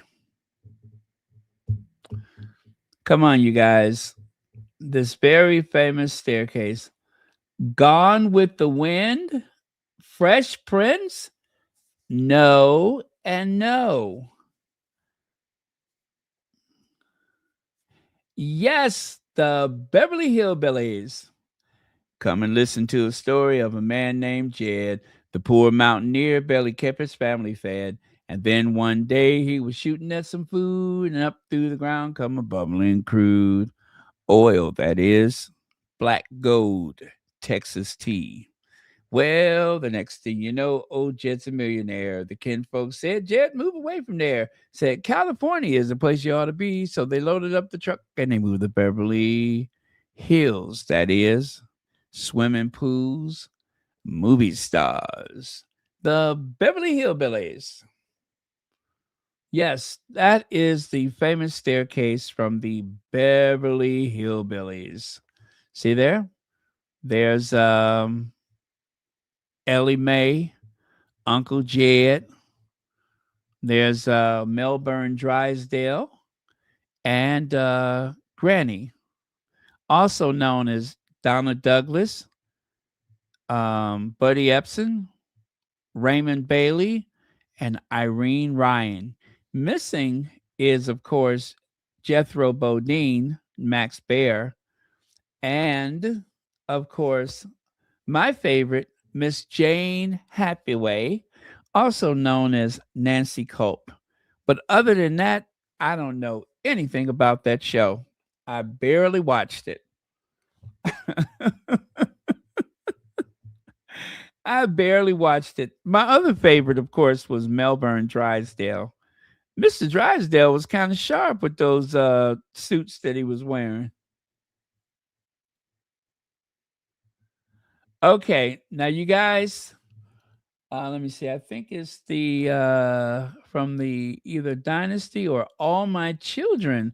Well, All My Children, that's a good guess, but Dynasty, no, actually, Dynasty had a very massive staircase. As a matter of fact, I want to say it's probably one of the bigger ones from any television show. Okay, I got one more for you. Be ready now, you guys. Here we go. Does anybody recognize this staircase? Now, I'm going to give you a hint. It was not from a TV show. It was used in a major motion picture. Very famous staircase. I don't think anybody's going to get this. Nobody. I bet you Auntie Lee Thompson would get it. She'd get it.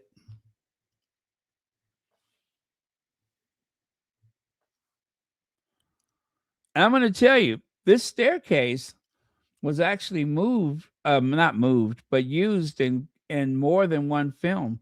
It is practically a character unto itself. I actually watched a documentary about this staircase. I'm going to go ahead and tell you. Oh my God. I cannot believe it. I cannot believe it. I thought for certain that nobody would get it. Oh my God. You too? You too? Lord, I cannot believe it. Yes, that is the famous staircase, which was used in the major motion picture Auntie Mame, among others. I believe Gene Kelly danced on that staircase. They used it over and over and over again. As a matter of fact, in the movie Auntie Mame, and I'm not talking about the one with Lucille Ball, I didn't like that one. That was horrible. Auntie Mame, starring Rosalind Russell, that was the one where they actually changed the design several times within the movie. Yep, you guys, I am so impressed. I thought for certain that nobody would get that.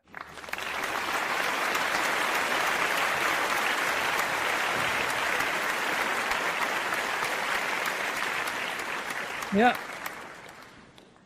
I thought for certain nobody would get that, but both Bonnie and Kim, both of you all got that. I am super, super impressed.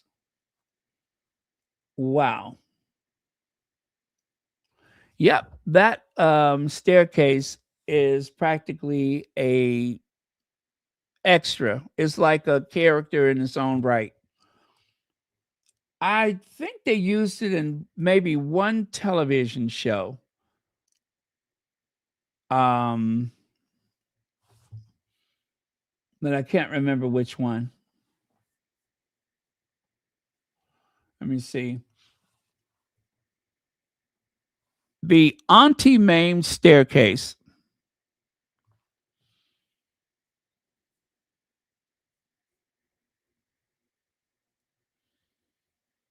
Okay. So Auntie Mame was made in 1958.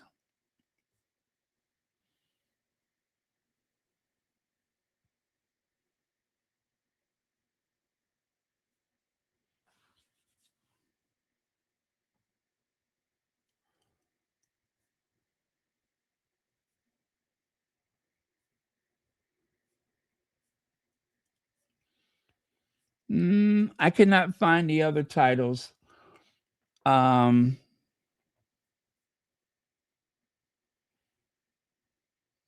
I can't find it. If I ever see that documentary again, I'll share the link with you guys.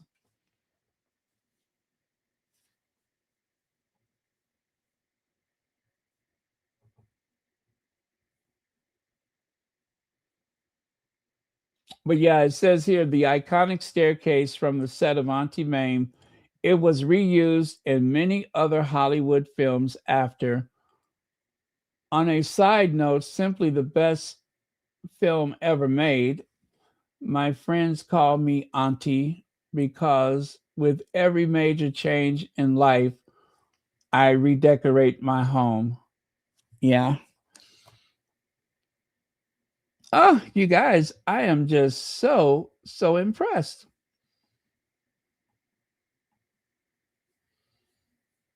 Why, Patrick, it's me, your Auntie Mame.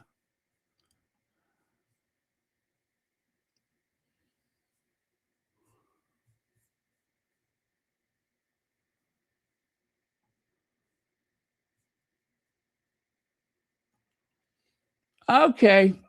Okay. Like I said, I am super impressed.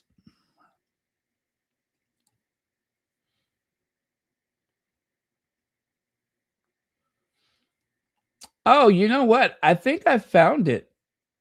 Well, it's not really a documentary, but um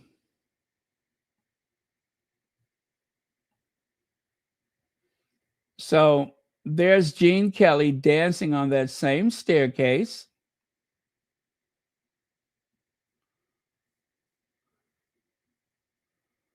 Oh gosh, what movie is this? By the way, you guys, I'm done. So if you want to say good night or good morning or goodbye, I am done. Oh, Stop, You're Killing Me, 1952. Oh, it was used in that movie. So Auntie Mame was not the first. Stranger on a Train, 1951.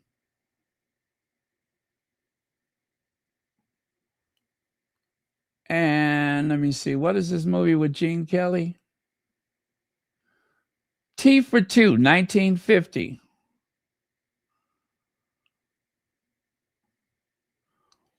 Lullaby of Broadway, 1951.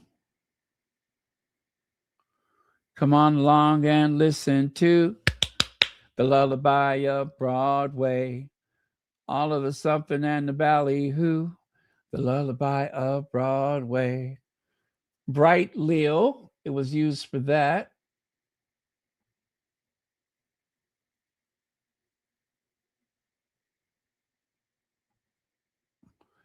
Band of Angels, 1956.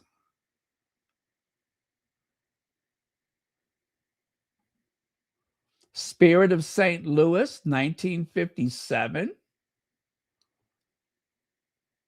I mean, they just used it over and over again. And of course, 1958, Auntie Mame.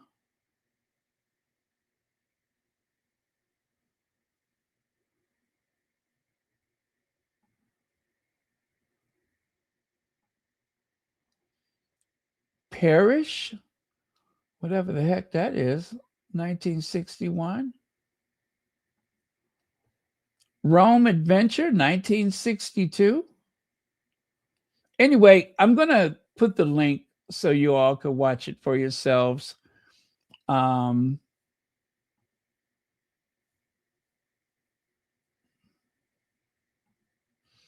wonder whatever happened to the staircase.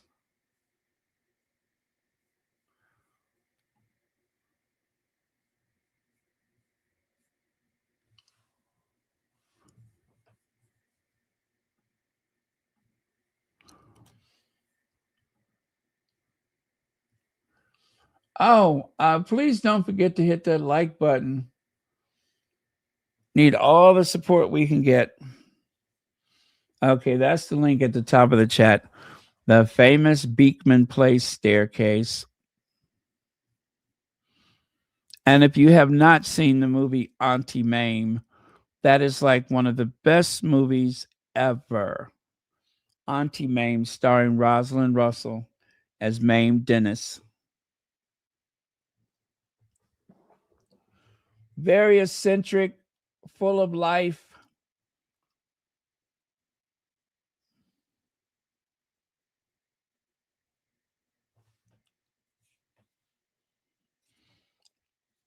Lots of great one-liners.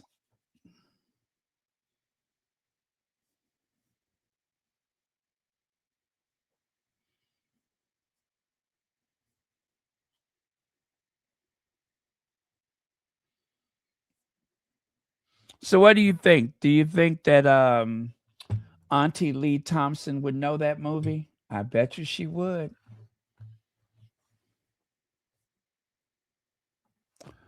Kim Truman, thank you so much for the super sticker. And thank you so much for watching Royal Sussex.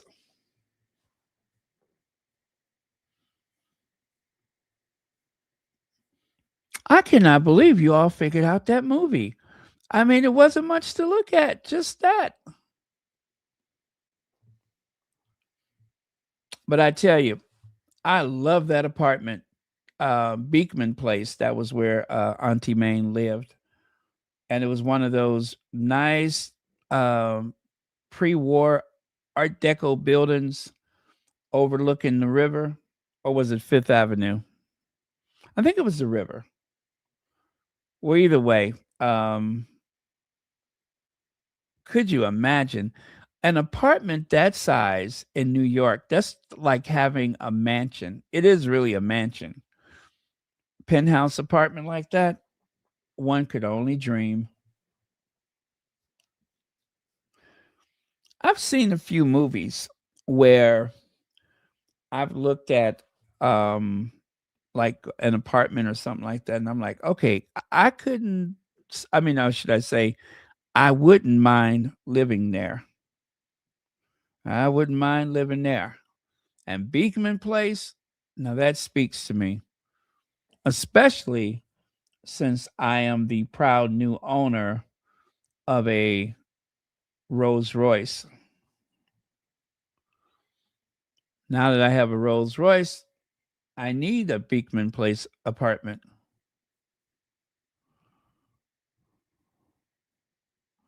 I'm just saying.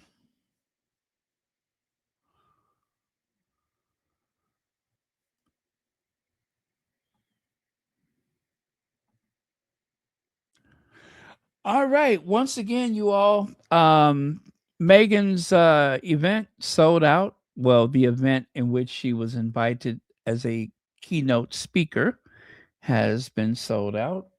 Also, they found a buyer for that project that she and Harry worked on called Girl Scouts. I'm sorry, Queen Scout? Scout Queens? Scout Queens, right? Okay. They were able to sell that.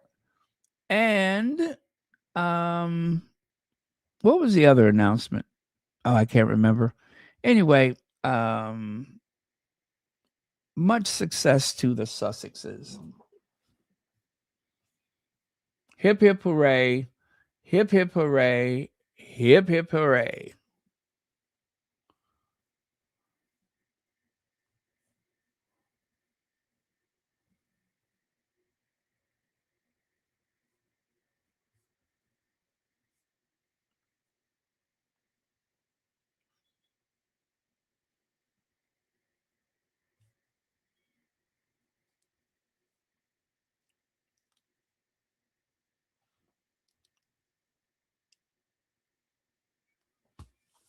Thank you, Hazel Jones.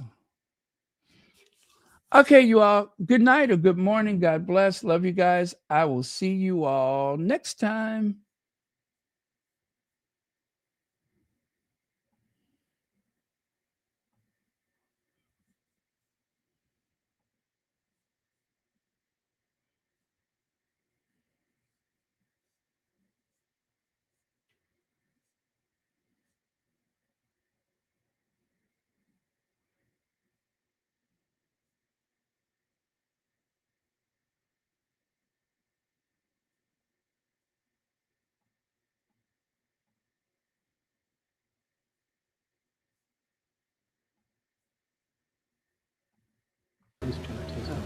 And there's as well.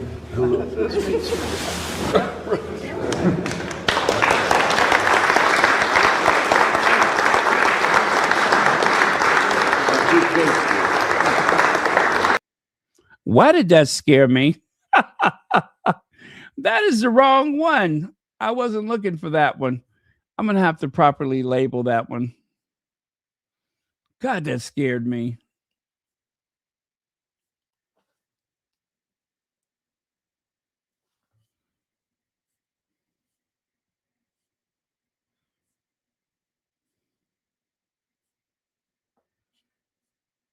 Mm.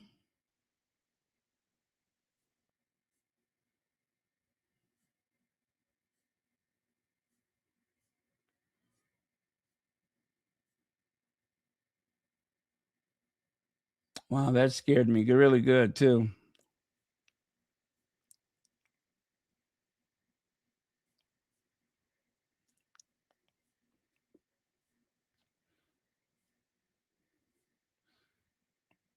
Well, I was trying to find something interesting to leave with.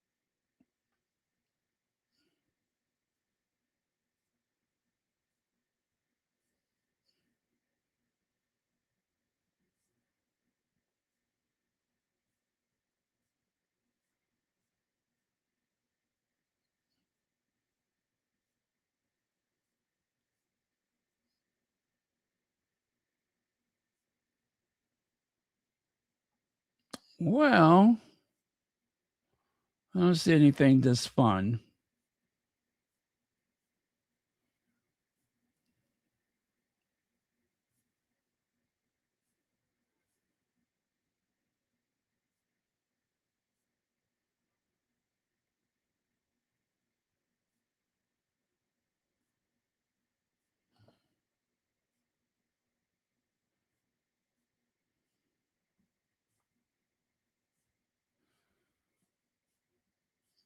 I wonder how much stuff William will sell off when they become when he becomes king.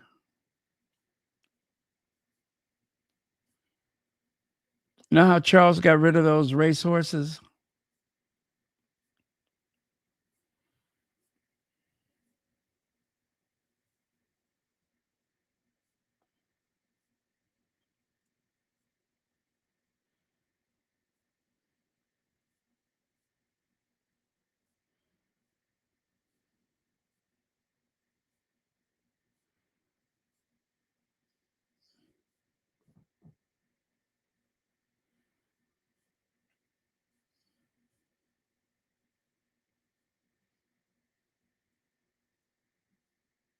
Wow, you guys are still here, huh?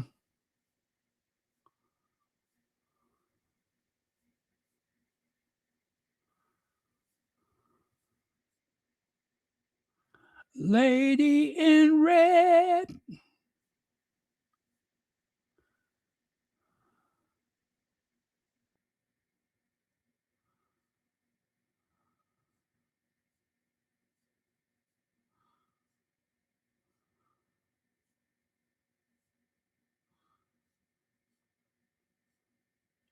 Wow, I have so many videos. I need to label these things, but then I forget what the label is.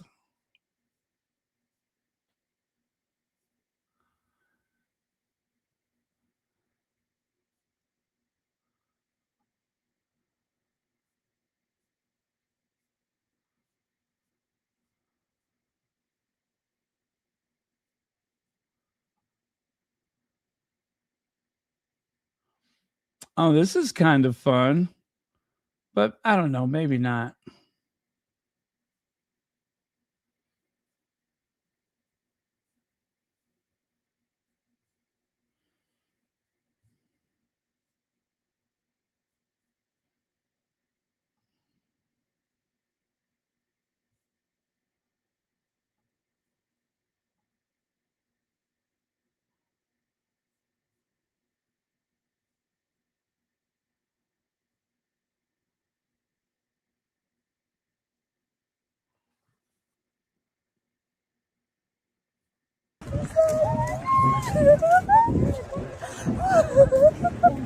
Oh my god! Oh my god!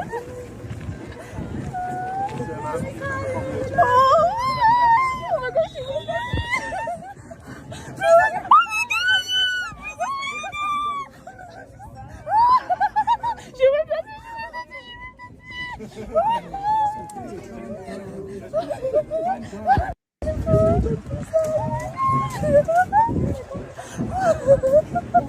Oh my god! Oh my god! Oh my gosh!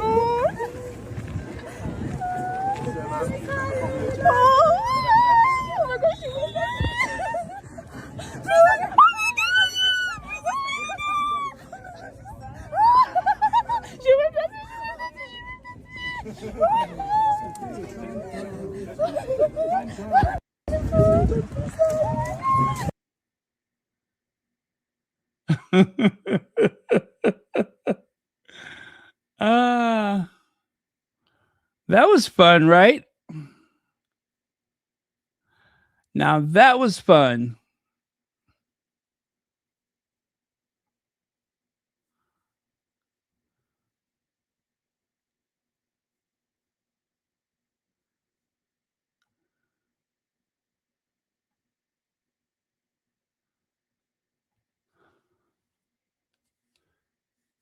Yep, I had to go way back for that one.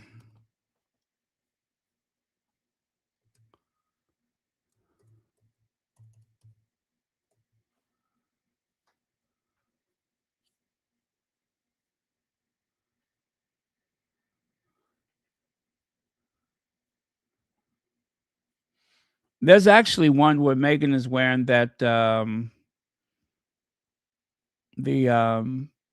that yellow dress. Gosh, she looked so regal when she was wearing that. So splendid and regal.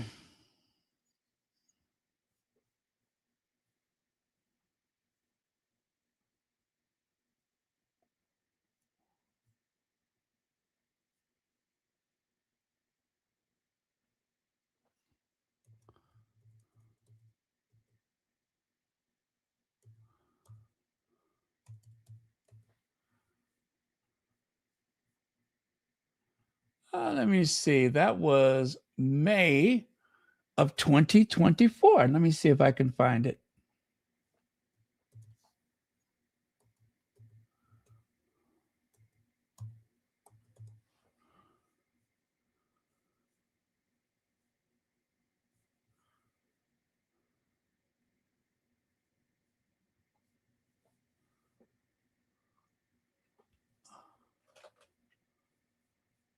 Okay, May of 2024.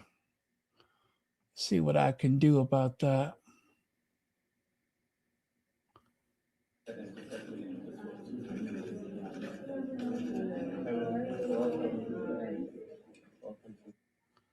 Okay, I like this.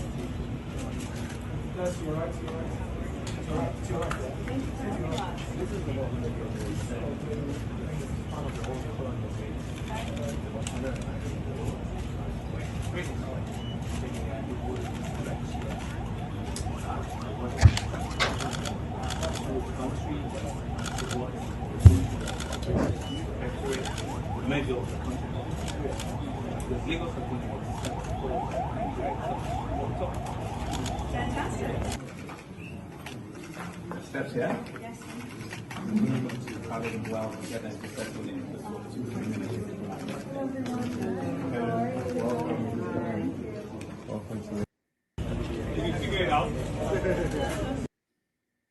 Wow. Wow. Wow, wow, wow. And just think, everybody who already took off missed this. That is just wicked. Everybody that left already missed this.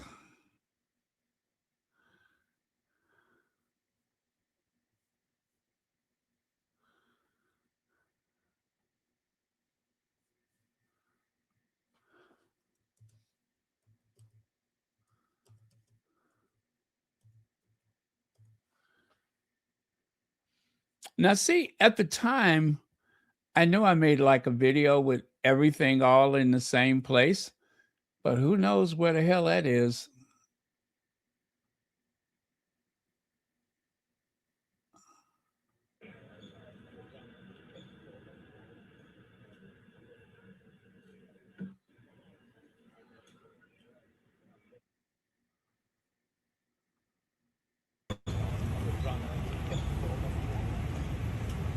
Don't forget to hit the like button, everybody. Consider a Royal Sussex membership for just $4.99, less than a cup of a price of coffee, or the price of a cup of coffee once a month.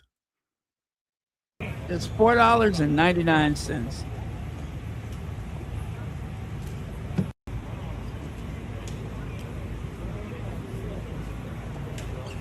Beautiful.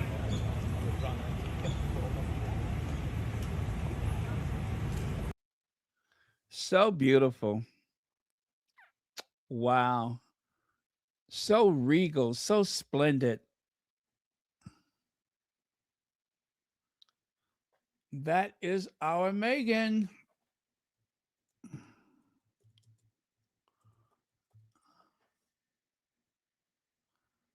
Let me see what else I can scare up.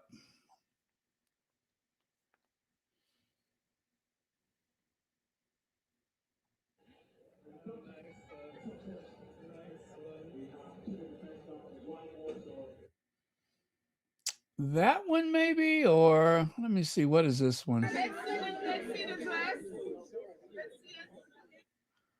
Or let me see. I'm just going to do one more before I go. Did that? I don't know. I don't know. Okay, not that.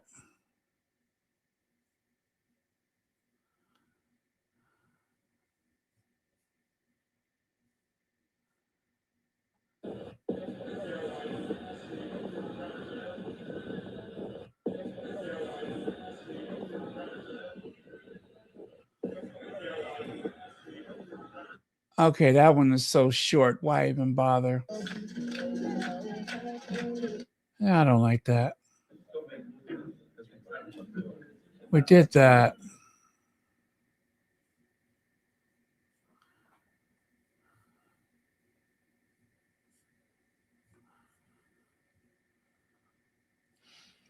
I wish I could find the one. Oh, I think I see it.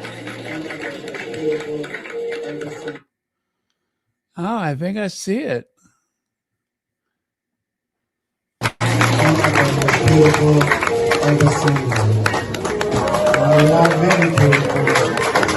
see the beautiful Okoya, and you see my beautiful wife, Queen. She's so beautiful. God bless you. You're so beautiful. Oh yeah, he got in trouble. You see the beautiful Okoya, and you see my beautiful wife, Queen.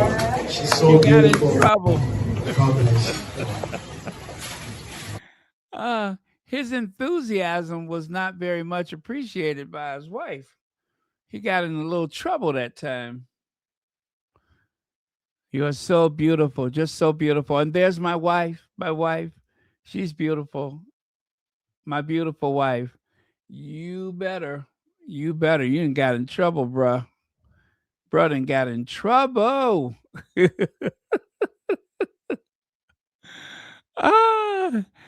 got a little spot of bother, did he?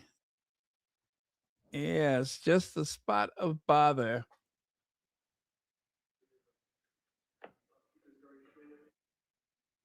Yeah, that wasn't supposed. It didn't land properly.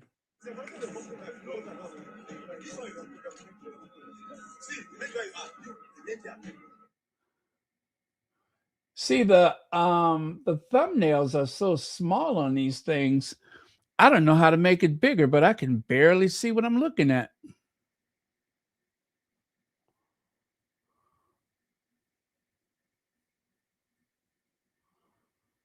You know what I mean? The thumbnails are so small.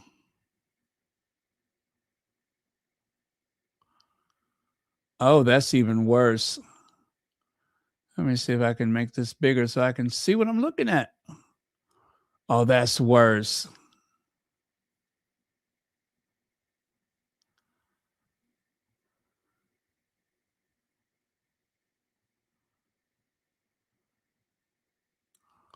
Yeah, I don't know how to make those bigger. So that's the icons. Oh. No, that didn't do it. I was about to say. I go to view. Nope, that ain't do nothing. That didn't do it. I don't know how you make these bigger. Okay, you all, just one more and then we'll say goodnight.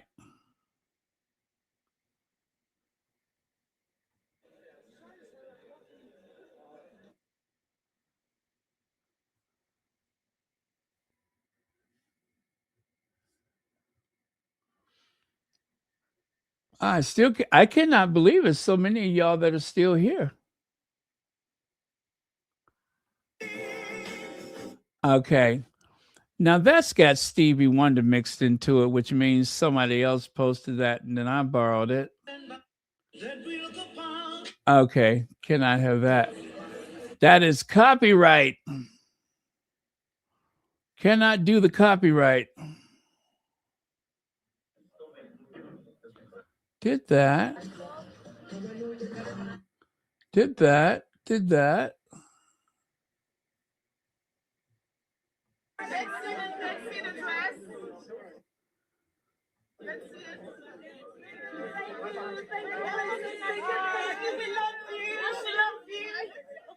Okay, what is this? Let me see. Let's see the dress. Let's see it. Thank you. We love you. She loves you.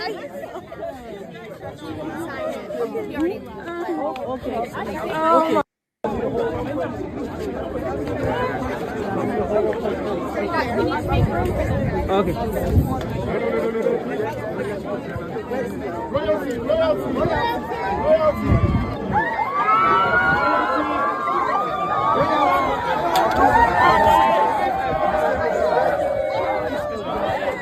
Guys, you need to back up. Please back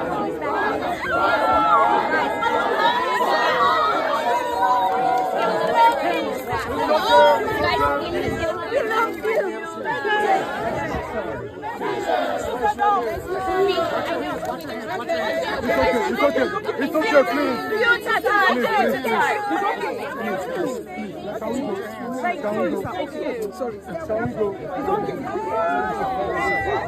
Can we go, please? I need some space, please.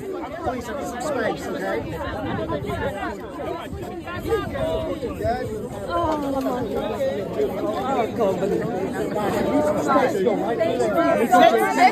Let's see the dress. Let's see it. Thank you. We love you. She loves you.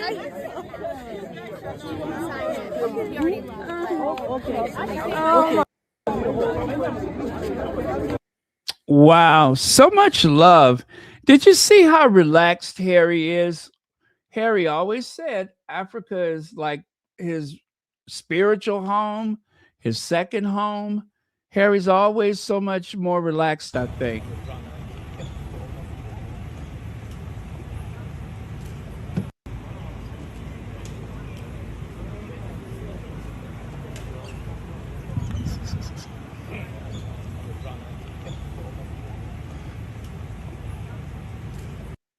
Well, thanks, you guys. I love sharing these moments with you all like this. Sometimes, I'd be like, okay, I'm fixing to go. And the next thing you know, I start pulling out old videos. But it's nice taking that little walk down memory lane every now and again.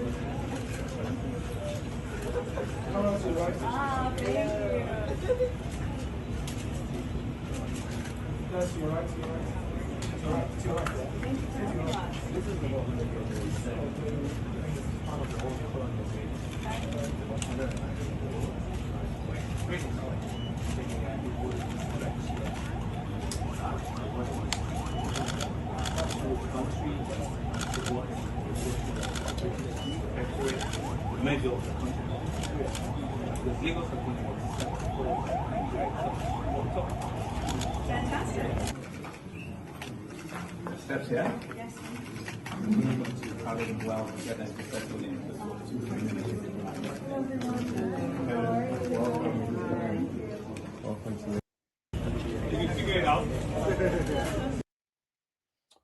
Well, Harry has found his queen. Harry has found his queen.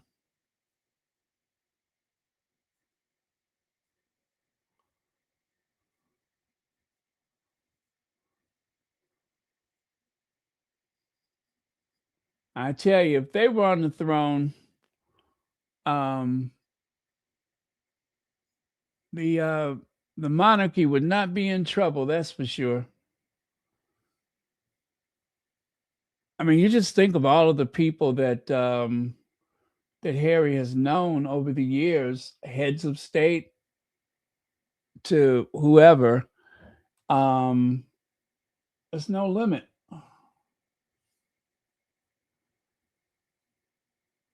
But fortunately for them, we'll never know, because I would rather they be happy than to have to deal with that nonsense.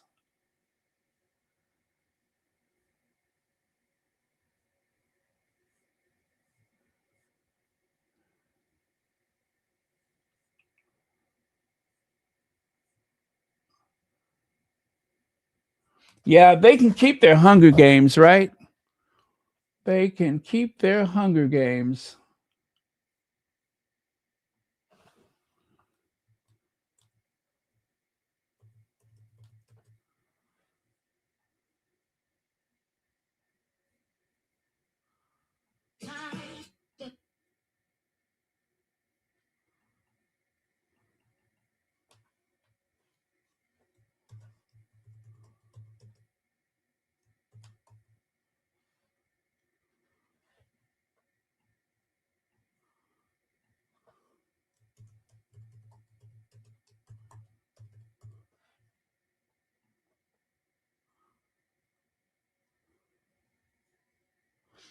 It was just one more that I was looking for, and I really don't see it. Gosh darn it.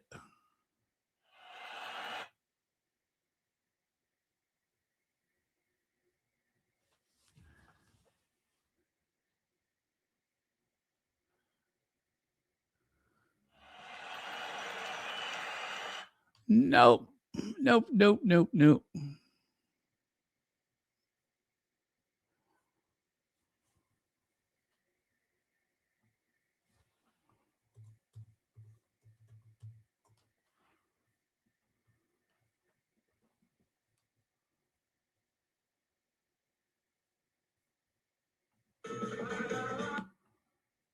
Nope, that's not it.